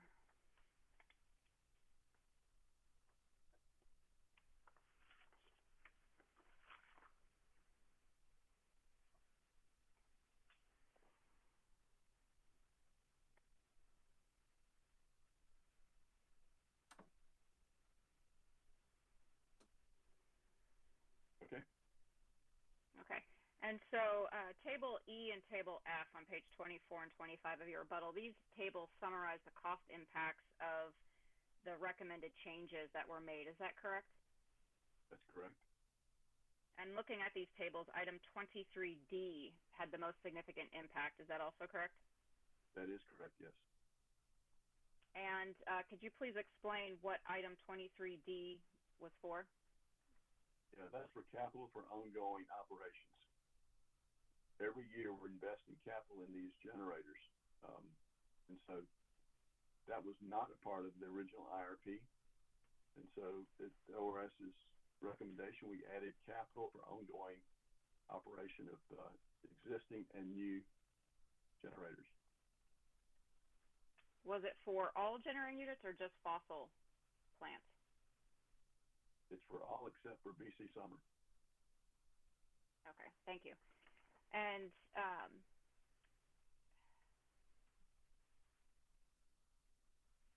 does this, so it's an average of 14.58% change across all plans for item 23D. Wouldn't you agree that this type of an increase based on ongoing plant costs would demonstrate the importance of doing a comprehensive retirement analysis as soon as possible to study these types of effects, cost impacts, and whether there are less expensive alternatives? Well, the difference between the plans is only 3%, and so what this shows is RP8 has less impact from these capital costs because it retires 2 large coal plants. All of the other plans have very similar amounts of capital costs. So capital costs is a necessary part of owning and maintaining generating facilities. Would you also agree that there are certain risks to keeping aging coal infrastructure online? I think there's more risk in retiring them prematurely. Would you agree that there is an economic risk to keeping them online due to changing environmental laws at both the state and the federal level that could require expensive retrofits and upgrades? No, we usually get enough warning ahead of the regulation going in so that we can respond to it. So,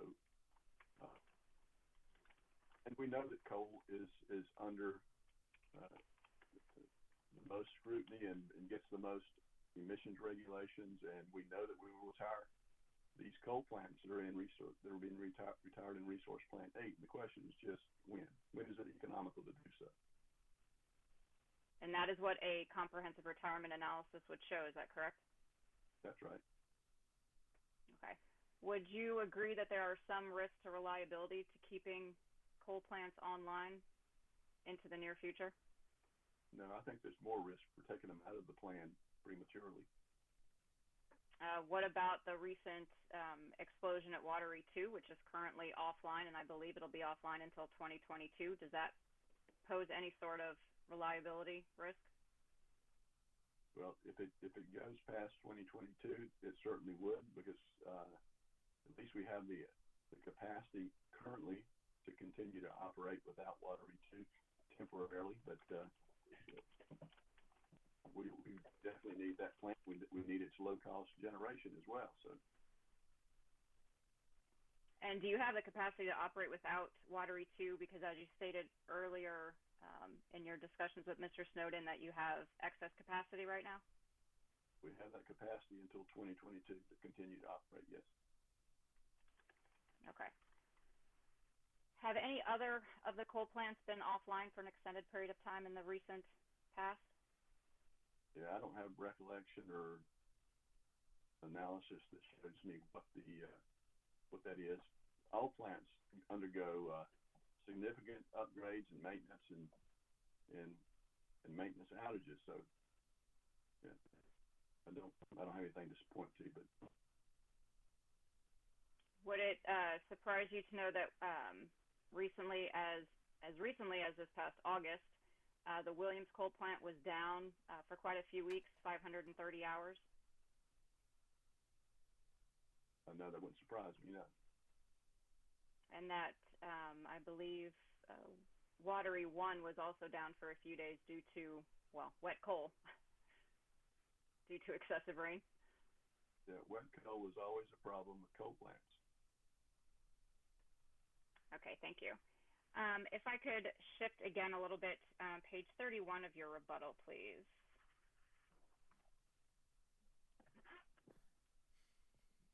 Hey, council, Mr. Neely, before we keep going, we're going to take a 15-minute break. Thank you. Mr. Chairman, I probably only have 5 minutes left. 5 sentences or 5 minutes? Less than 5 minutes. I think I have like 3 questions. Yeah, when you got to go, you got to go. We'll come back in 15 minutes. We should have said All right, that thank 10 you. minutes ago.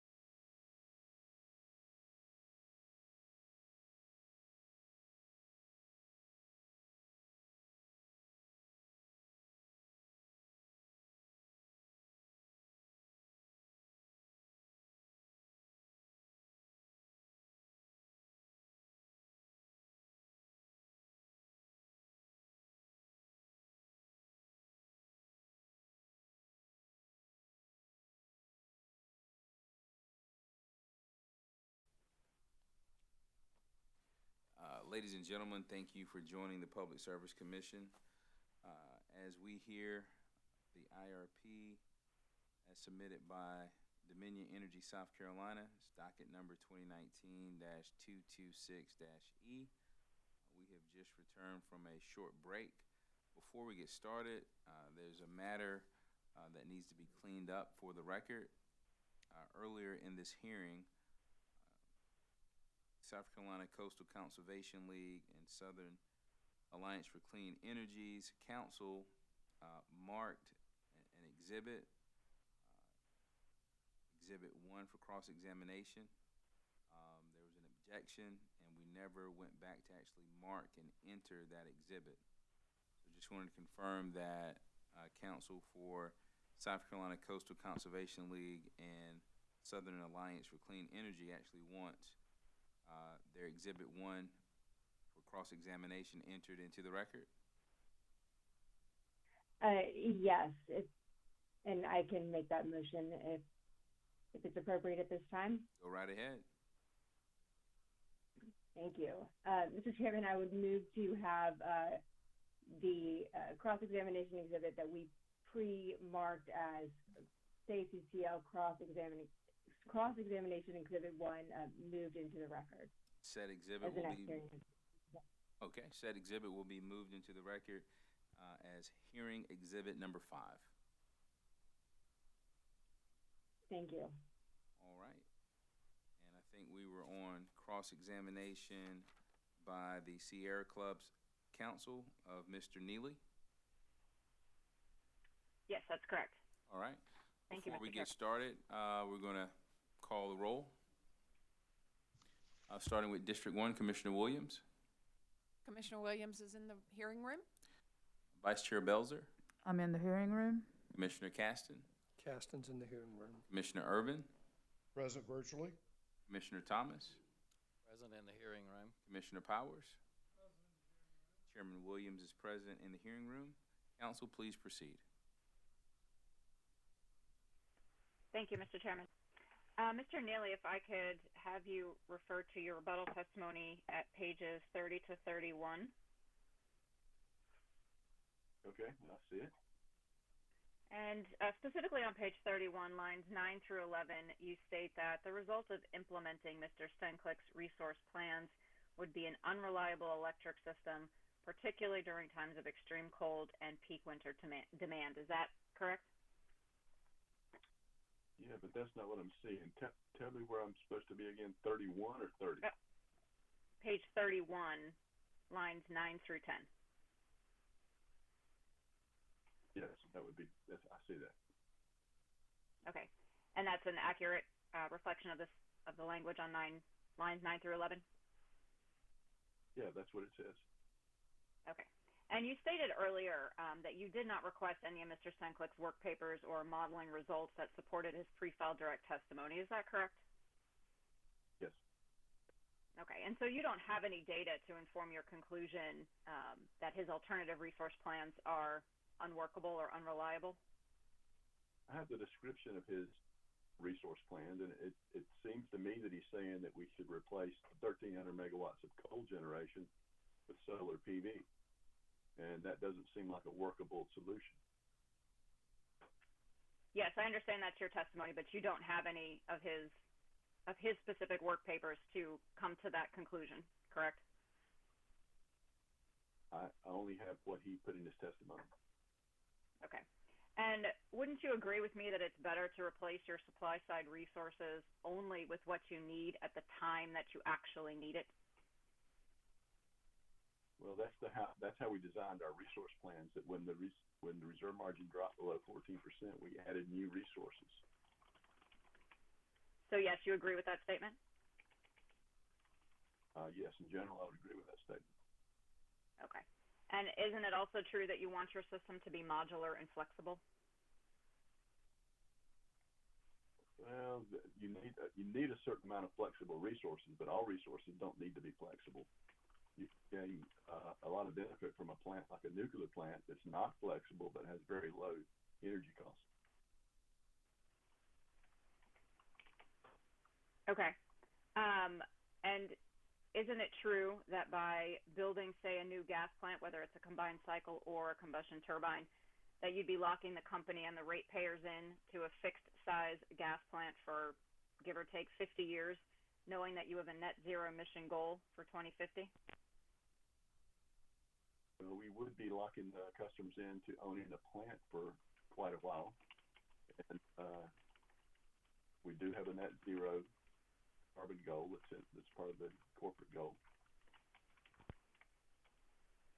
Okay, thank you. No further questions.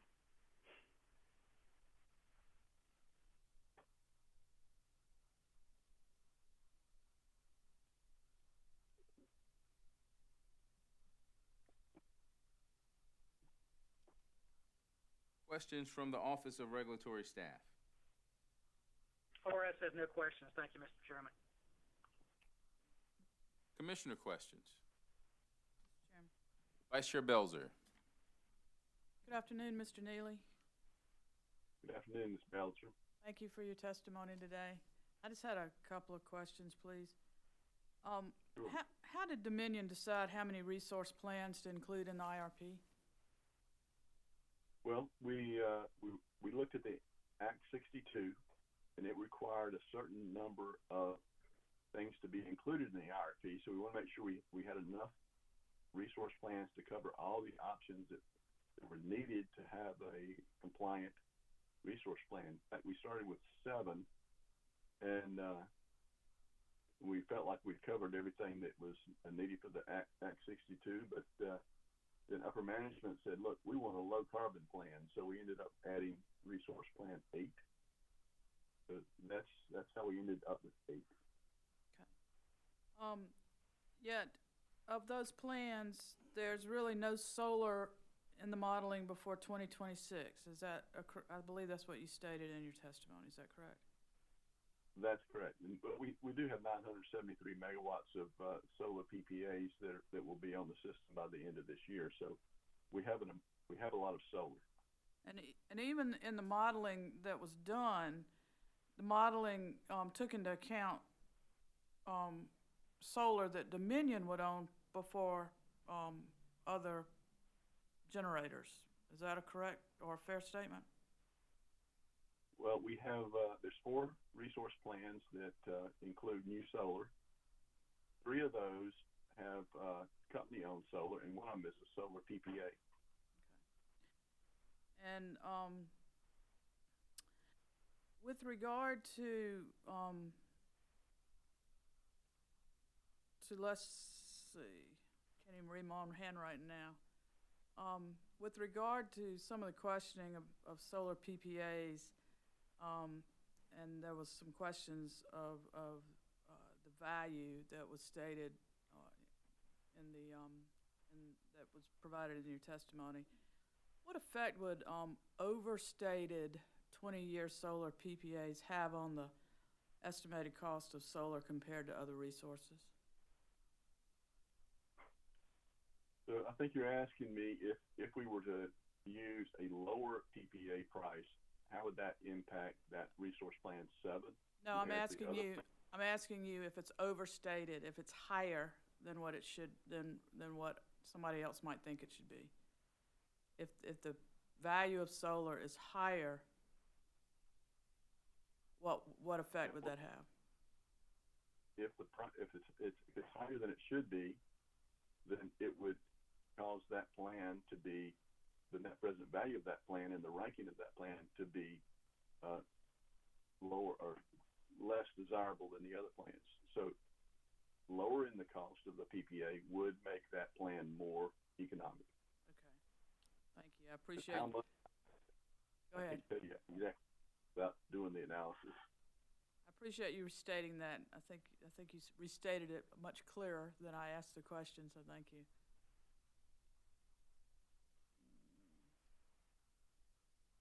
In response to questions from Mr. Snowden about the investment tax credit, I wrote down that you made a statement, at any price we would be purchasing something we didn't need.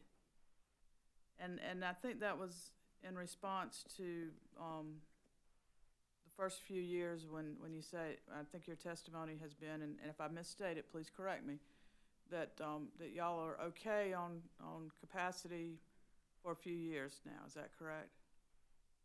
That's right. In fact, in the Resource Plan 2, we don't add any new base capacity until 2035. So Dominion's position is that y'all don't need to purchase any other capacity, whether it's from PPAs or RFPs or competitive procurement or anything like that y'all don't need anything until 2025. Is that basically where you're coming from? 2035. I'm sorry? 2035 if there's no retirements. 2035. Thank you, Mr. Neely. I appreciate you responding to my questions.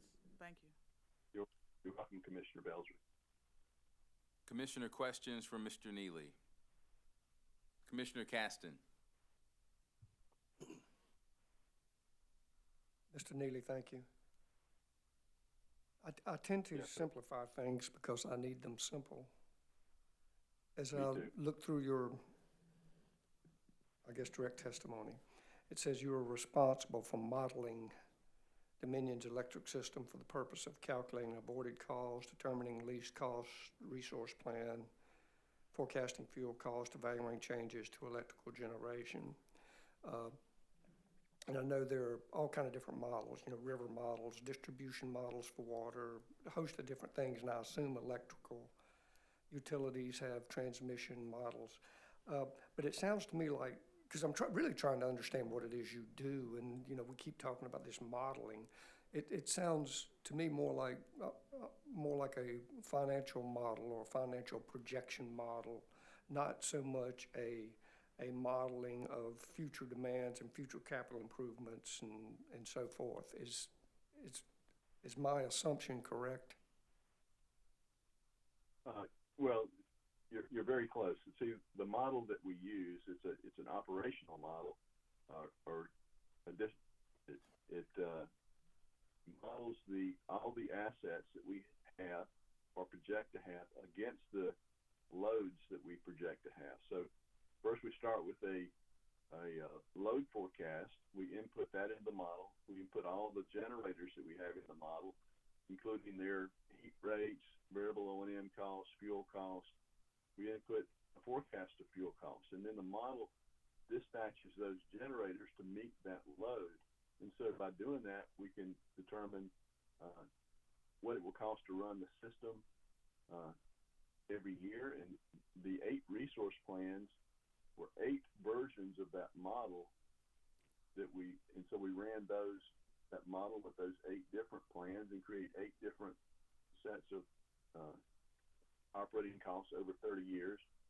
And then we took that and put it into a spreadsheet model that actually calculated the revenue requirements on the operating costs, capital costs for new construction, capital costs for ongoing maintenance, and DSM costs to get the total cost by year, which then we created a net present value and levelized it. And that's what we use to compare each of these plans to one another, with that levelized net present value of all the cost.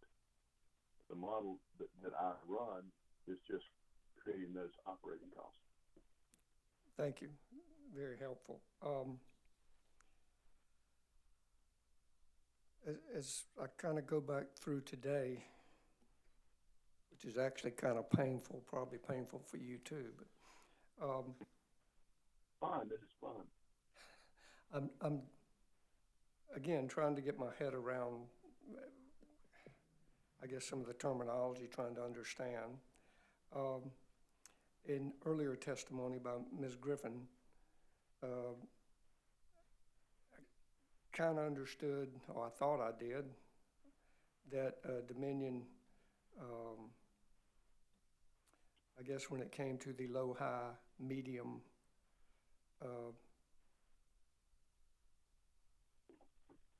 DSM cases, that these were assumptions.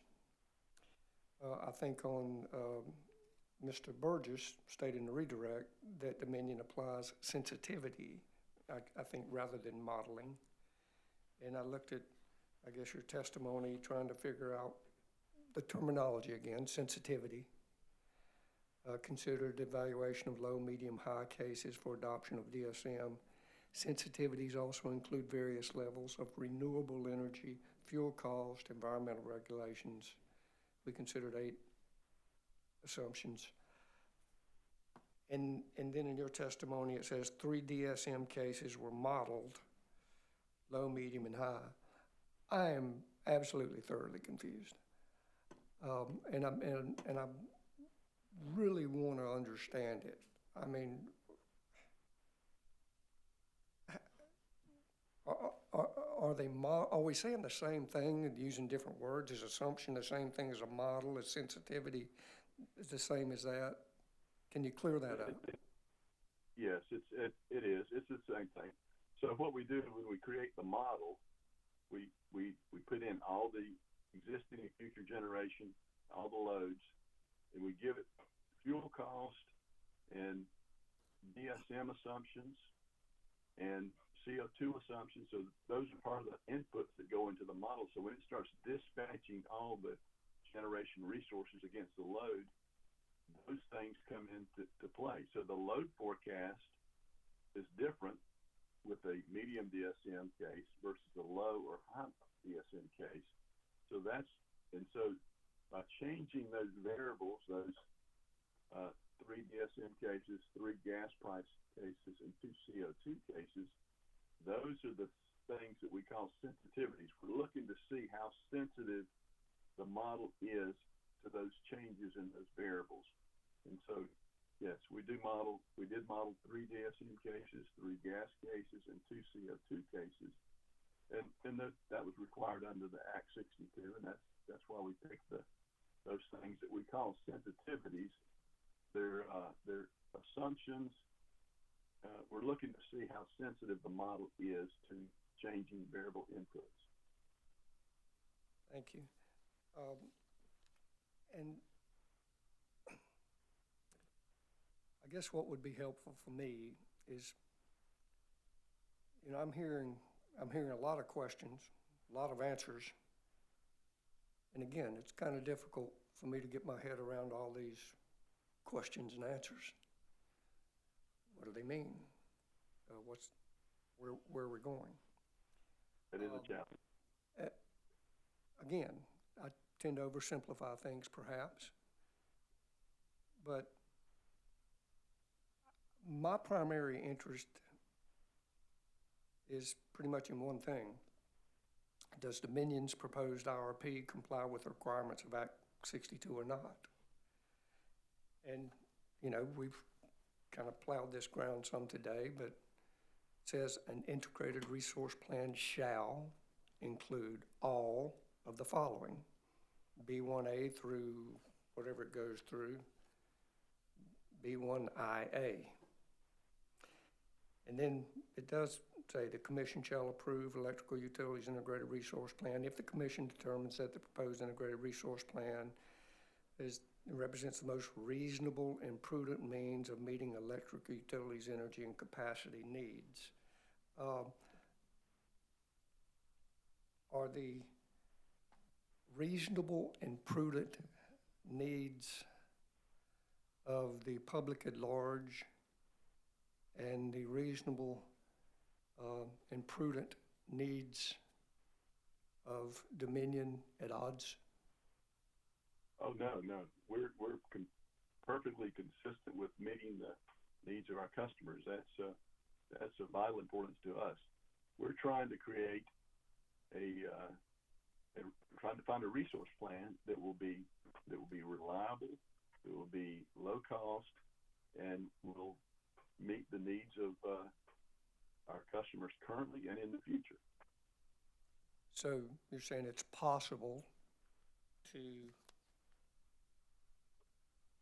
meet the energy and capacity needs in a reasonable and prudent means that meets Dominion's best interest and the public at large best interest? Oh, absolutely. It's necessary. Okay, then again, what would be helpful for me,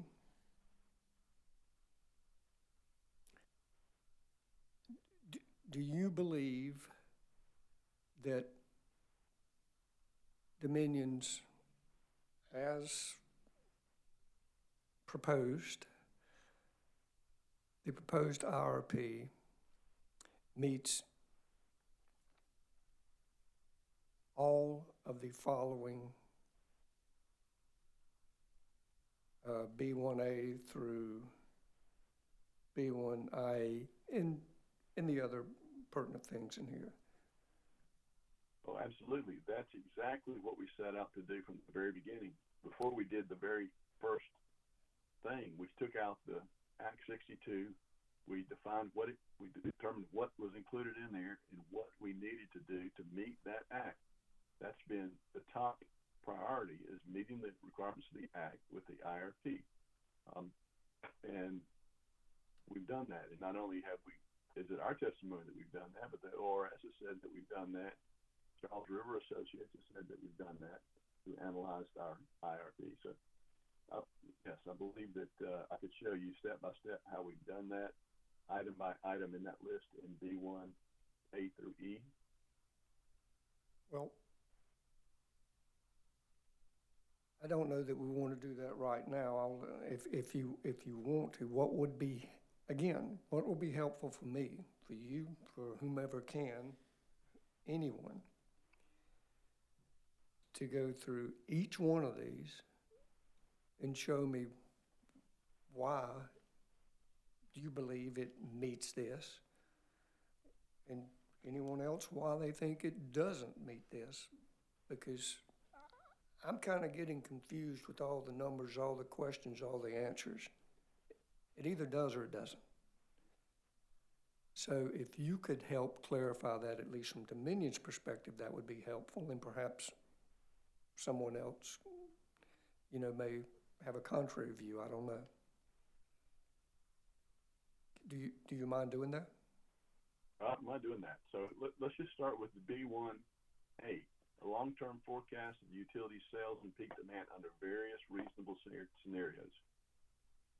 Section 1 of the IRP has something like 8 different scenarios for the utility sales and peak demand. So that covers that piece. In Part B, the type of generation technology proposed for a generation facility contained in the plan and proposed capacity of the generation facility, including fuel cost sensitivities under various reasonable scenarios. We've described 8 different resource plans. So we've described the generation technology, and we sought to use generation technologies that are readily available and make sense. So B is covered. C, projected energy purchased or produced by the utility from renewable energy source.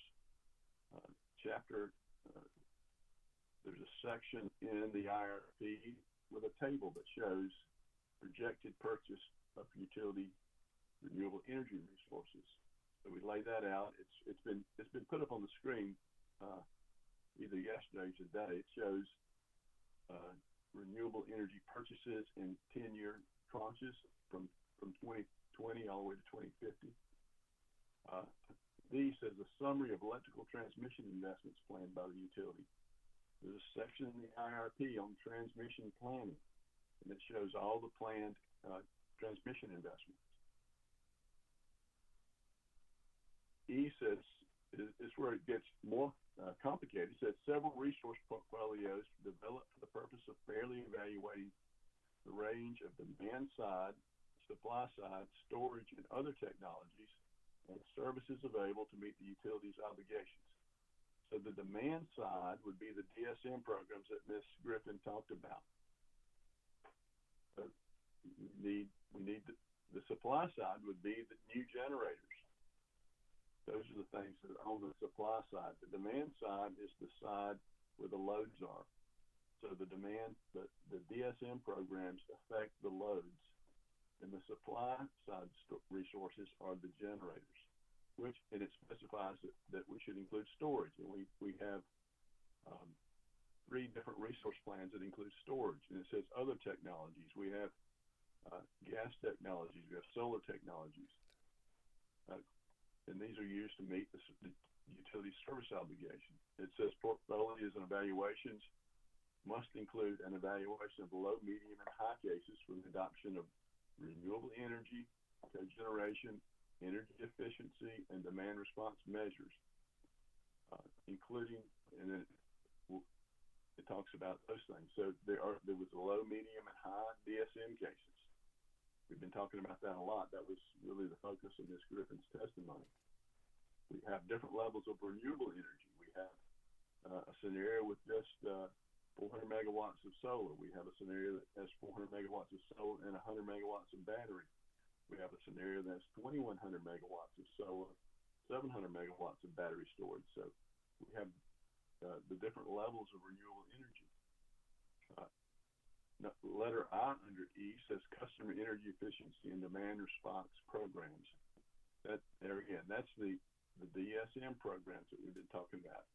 So that gets hit on several different times. Facility retirement assumptions. We have 3 resource plans that have retirement assumptions. Resource plan 3 retires. It retires Watery. Resource plan 4 retires McMeekin and Urquhart 3, and resource plan 8 retires. What page? I'm sorry. What page is that? The facility retirement assumptions.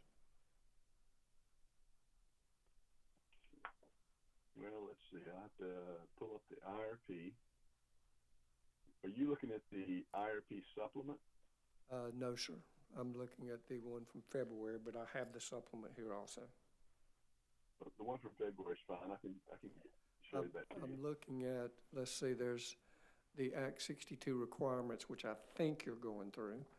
And then I'm looking at where I think it refers to 2B3D, which, well, I'm not sure, it doesn't have it labeled, but it says existing long-term supply resources on page 33 of the original February 28, 2020 document.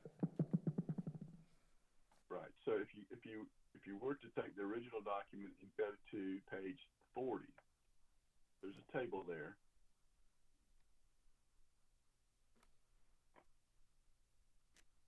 Okay. And it defines what's in all 8 resource plans, at least on a summary basis. There's more detail below that.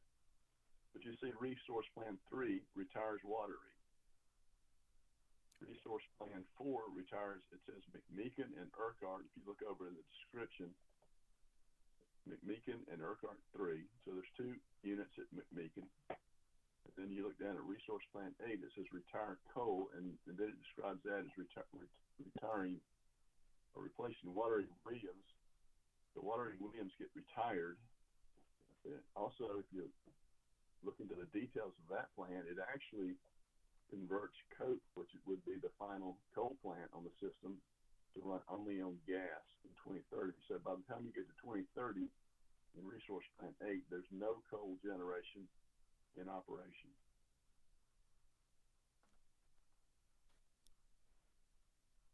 Okay. I will certainly need to digest this more, but you went through it confidently, but also quickly. So I'll look at it in more detail.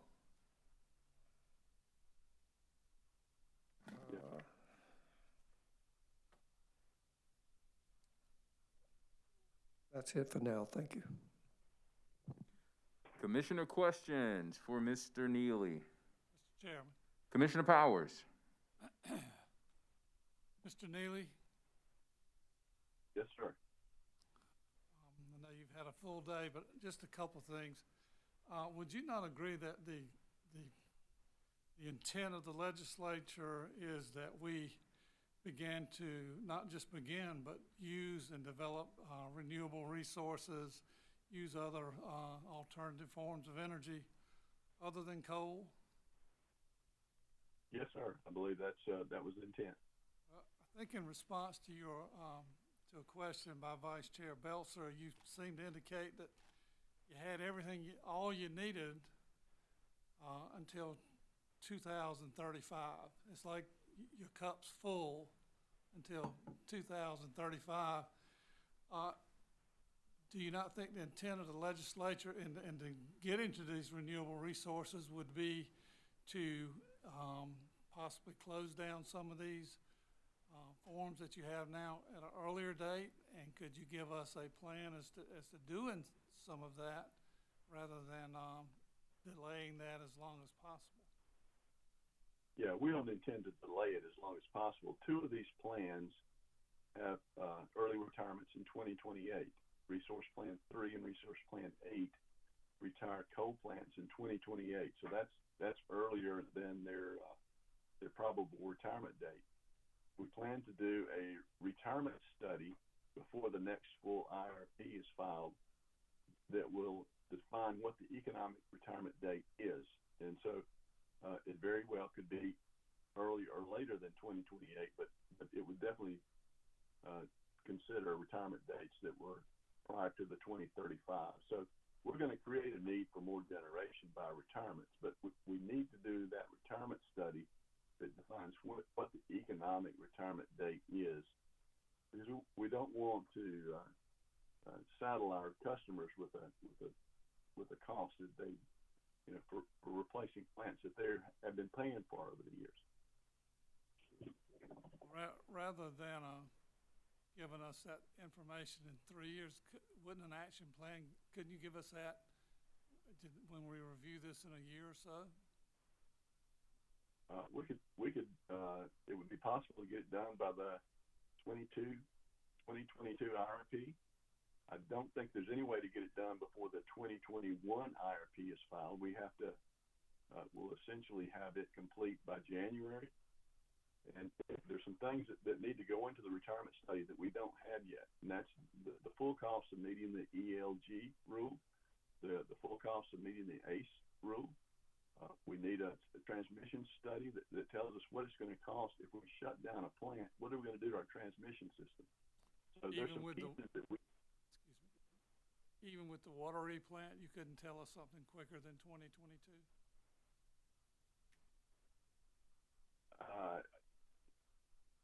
I would be reluctant to commit to something earlier than 2022. It may be possible. Thank you, sir. Commissioner, questions for Mr. Neely? All right, redirect. Oh, I'm sorry, Commissioner Irvin. Thank you. Mr. Chairman, just a few questions for the witness.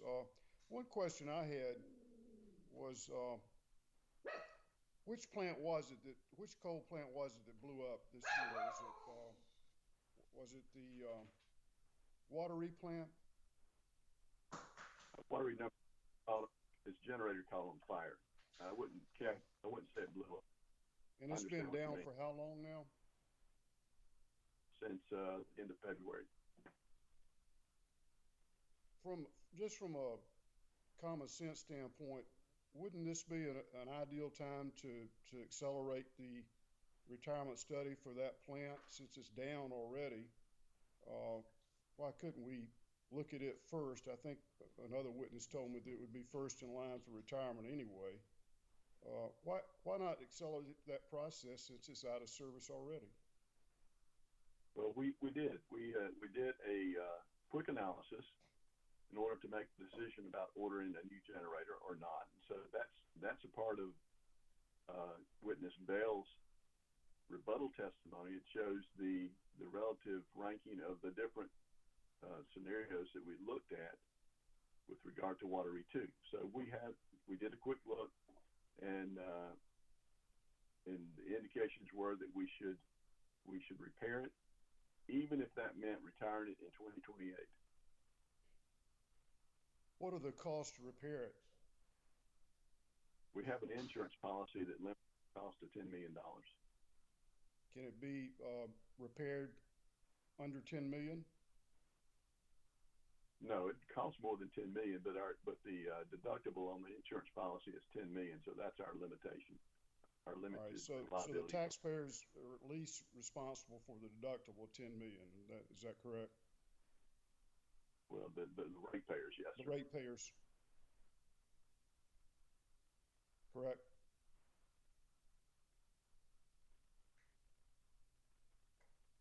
The ratepayers will be responsible for the first 10 million. Is that under my understanding? Yes, sir. All right. And then,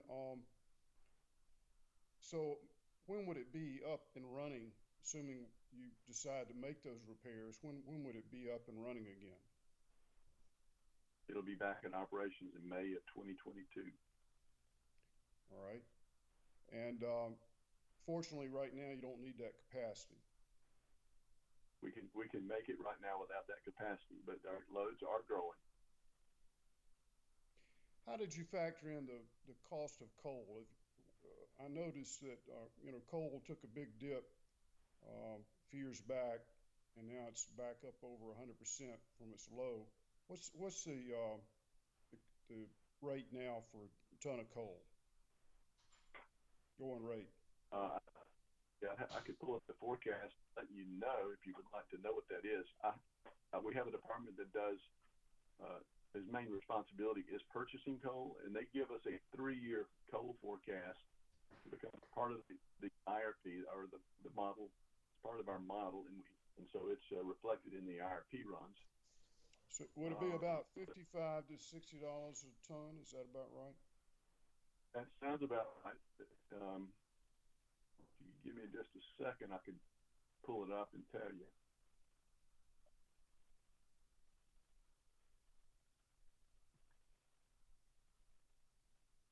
While you're looking, I'll go ahead and ask my next question, just in the interest of time.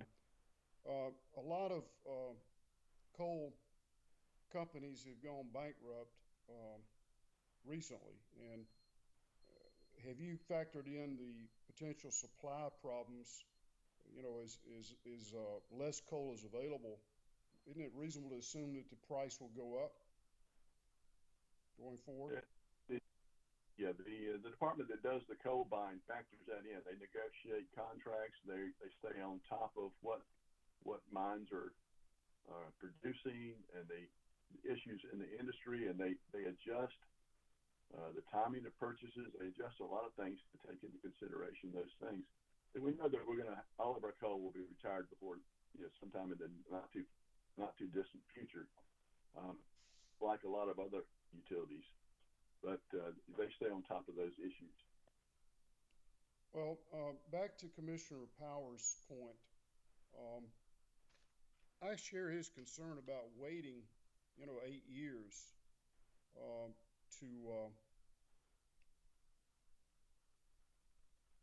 till beginning a retirement plan. It seems like a long, long time. That's if you're going to meet your zero emissions goal by 2050, and I understand in Virginia you require by state law there to reduce it to zero emissions by 2045. Is that correct? So I would assume you try to do that throughout your system. Why wait until 8 more years before making these decisions? Why not start now? We are starting now. It's just that the plans that we've modeled show nothing retired before 2028, which is an early retirement. The economic retirement study that we plan to do, and we'll have hopefully before the 2023 IRP, and it's possible that we have it by the 2022 update, would look at earlier retirements and consider all those kind of things. The other question I wanted to raise with you,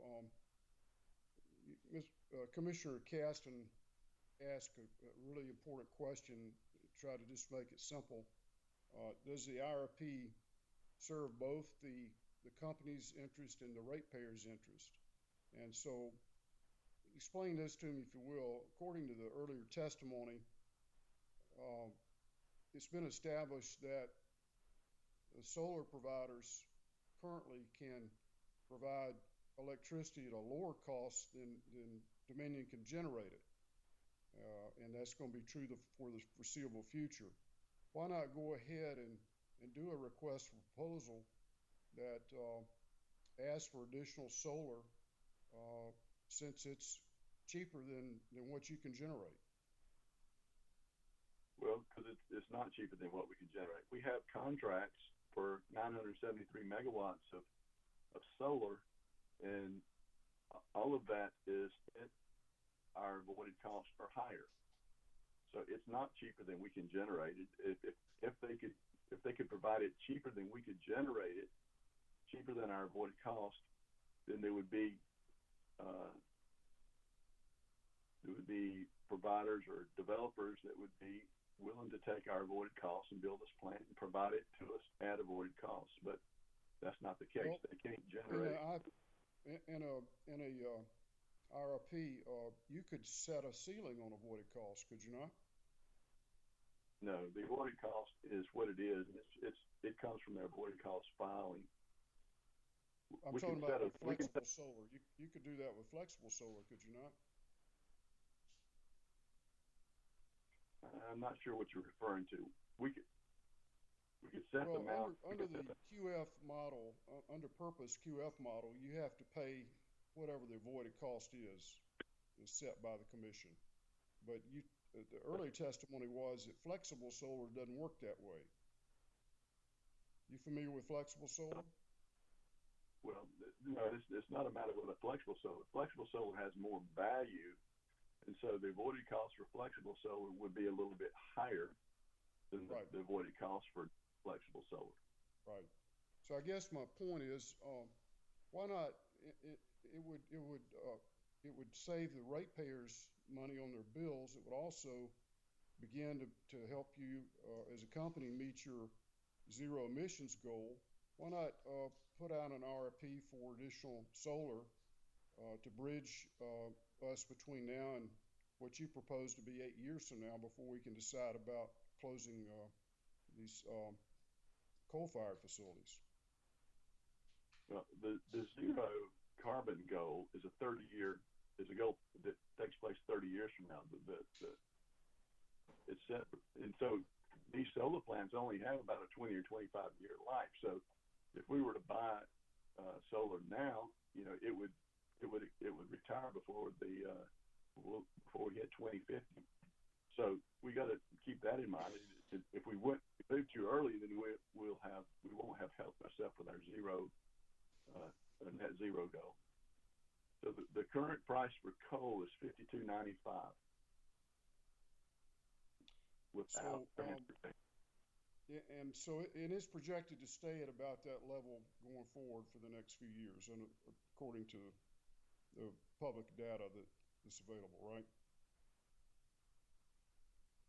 I don't look at the public data. I look at the specific data provided by our coal procurement.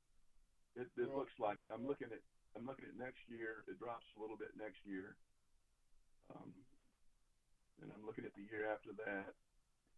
Yep, seems to say pretty consistent, 52.25 in the year 2022. Right. Commissioner Urban. Yes, sir. And Mr. Neely. My court reporter is telling me that there are times when both of you all are talking at the same time. So, Mr. Neely, I'm going to ask that you allow Commissioner Urban to complete his question and then respond. Glad to do that. Thank you, sir. Thank you, Mr. Chairman. No problem. So, back to my original point is that you don't want to wait 15 years to then start a plan to reduce your carbon emissions. That's too late in the game. Wouldn't you agree? No, I don't agree with that. You think you can wait 15 years? We could wait 40 years and still meet the net zero goal. That's not a problem. You can retire plants very quickly, and we can build solar plants very quickly. So it takes less than 7 years to build most generating facilities. Well, don't you think it would have a societal or a public interest about reducing carbon emissions before, within the next 15 years, since we know the effects that they have on public health? For example, coal fired facilities produce particulate matter that exacerbates asthma, respiratory problems. It's been shown and scientifically documented to be adverse to public health and safety. Wouldn't that be a consideration for the company? Well, that's why we've added scrubbers and SCRs on all our coal plants to get rid of those issues that the EPA has identified. Well, it mitigates the issues, but doesn't get rid of them, does it? Entirely. It's pretty close to zero. Have you considered any carbon capture as a part of your modeling? It's a new technology, but it appears to be coming to scale. Was that something you might consider in one of your coal-fired facilities? I think we prefer to retire the plant and put carbon capture on it, but we would, if that technology becomes readily available and cost-effective, we would certainly consider it. Thank you, Mr. Chairman. Those are all the questions I have. Thank you, Commissioner Irvin and Mr. Neely. Commissioner Williams. Thank you, Chairman Williams. Mr. Neely, we've talked before about the February 2021 submittal of the updated IRP. Do you know if that February date is something that is established statutorily or by this body? Why are we kind of focused on that month of next year? And I'm also asking, is there a way to create a little bit more time next year for you to have more time to create the 2021 IRP update? Thank you. I would certainly be open to more time to create the 2021 IRP. My understanding is that the February date was a date that was negotiated with the commission at some time in the past, and I don't find it in any statutes. So it is something that the commission could make a decision on. Thank you very much. Thank you.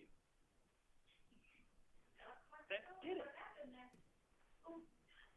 Need someone to mute their phone or microphone. They're getting some strange background noise. Any more commissioner questions?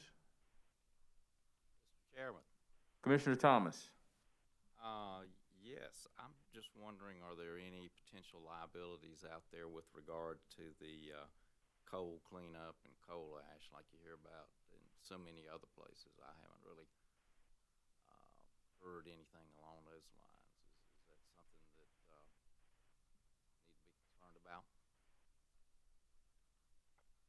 Yeah, that would definitely be something to be concerned about, except that SCENG was very proactive in that regard, and we've already converted all of our coal ash facilities to dry coal ash storage, and we use that dry coal ash to sell to those that make gypsum wherever possible. So, yeah, we got way ahead of the curve on that, so that's not really a risk for us.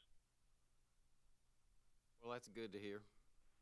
So, just getting back to the 2050 goal of zero emissions of the CO2, it just kind of starts to sound like that's really a nice thing to have out there for public relations and that kind of a thing, whereas nobody at the company really has to do anything until most everybody at the company is retired that's there now. I don't know. It's just not ringing to be a very sincere effort to me. And I kind of agree with what all these other people are asking about is, can we do something to move that timeline up? Well, we've been very proactive about that as well. In fact, we've already reduced our CO2 emissions by 40% since 2005.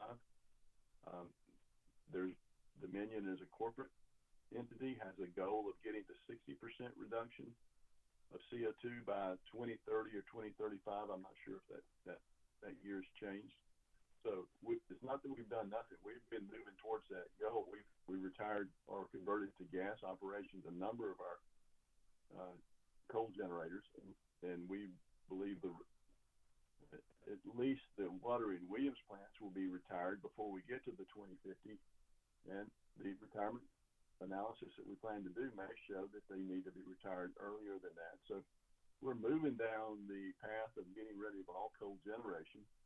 We're looking at all the technologies available. Currently, it'd be really difficult to get to net zero with existing technology. We need some new technology. We need a hydrogen separator powered by a solar plant or something of that nature to get to that net zero. So there's a lot of work that needs to be done, but we're already moving in that direction, and we'll continue to move in that direction. I appreciate that. It does seem a little bit strange too that you go back to 2005 to compare the numbers to, as opposed to something a little bit more current than that. But appreciate the efforts that have been made, and would just encourage a little bit more speedy action. I'll take that under consideration. Thank you. That's all I have. Thank you. Thank you, Commissioners. Any more questions for Mr. Neely? Mr. Neely, I have a somewhat provocative question for you, sir. All right. Would you agree that Dominion Energy South Carolina has met the requirements of Act 62 in regards to its IRP as submitted with supplements before the Commission? I absolutely do. That has been our focus since day one, is to meet those requirements, and we've stayed focused on that goal. And we believe that this IRP meets all of the requirements of Act 62. What, if anything, would motivate Dominion to go further than what the law requires? Let's say the law was the floor and the ceiling is something that has been suggested by some of the commissioners. Is there anything to motivate Dominion to expedite the retirement or do some of the other things that commissioners have suggested? Well, I think we are motivated. We've committed to do the retirement study that should show us when the economic analysis would show to retire those plants. But I may be the wrong one to answer that question. Right, and I don't want to put you on the spot. I think you've done a fair job of answering. Well, let me take that back. You've done an outstanding job of asking Commissioner questions. Even still, it seems pretty clear to me that based on your testimony, it's clear that your opinion is that this IRP as submitted meets the standard set by Act 62. That's true. All right, thank you, sir.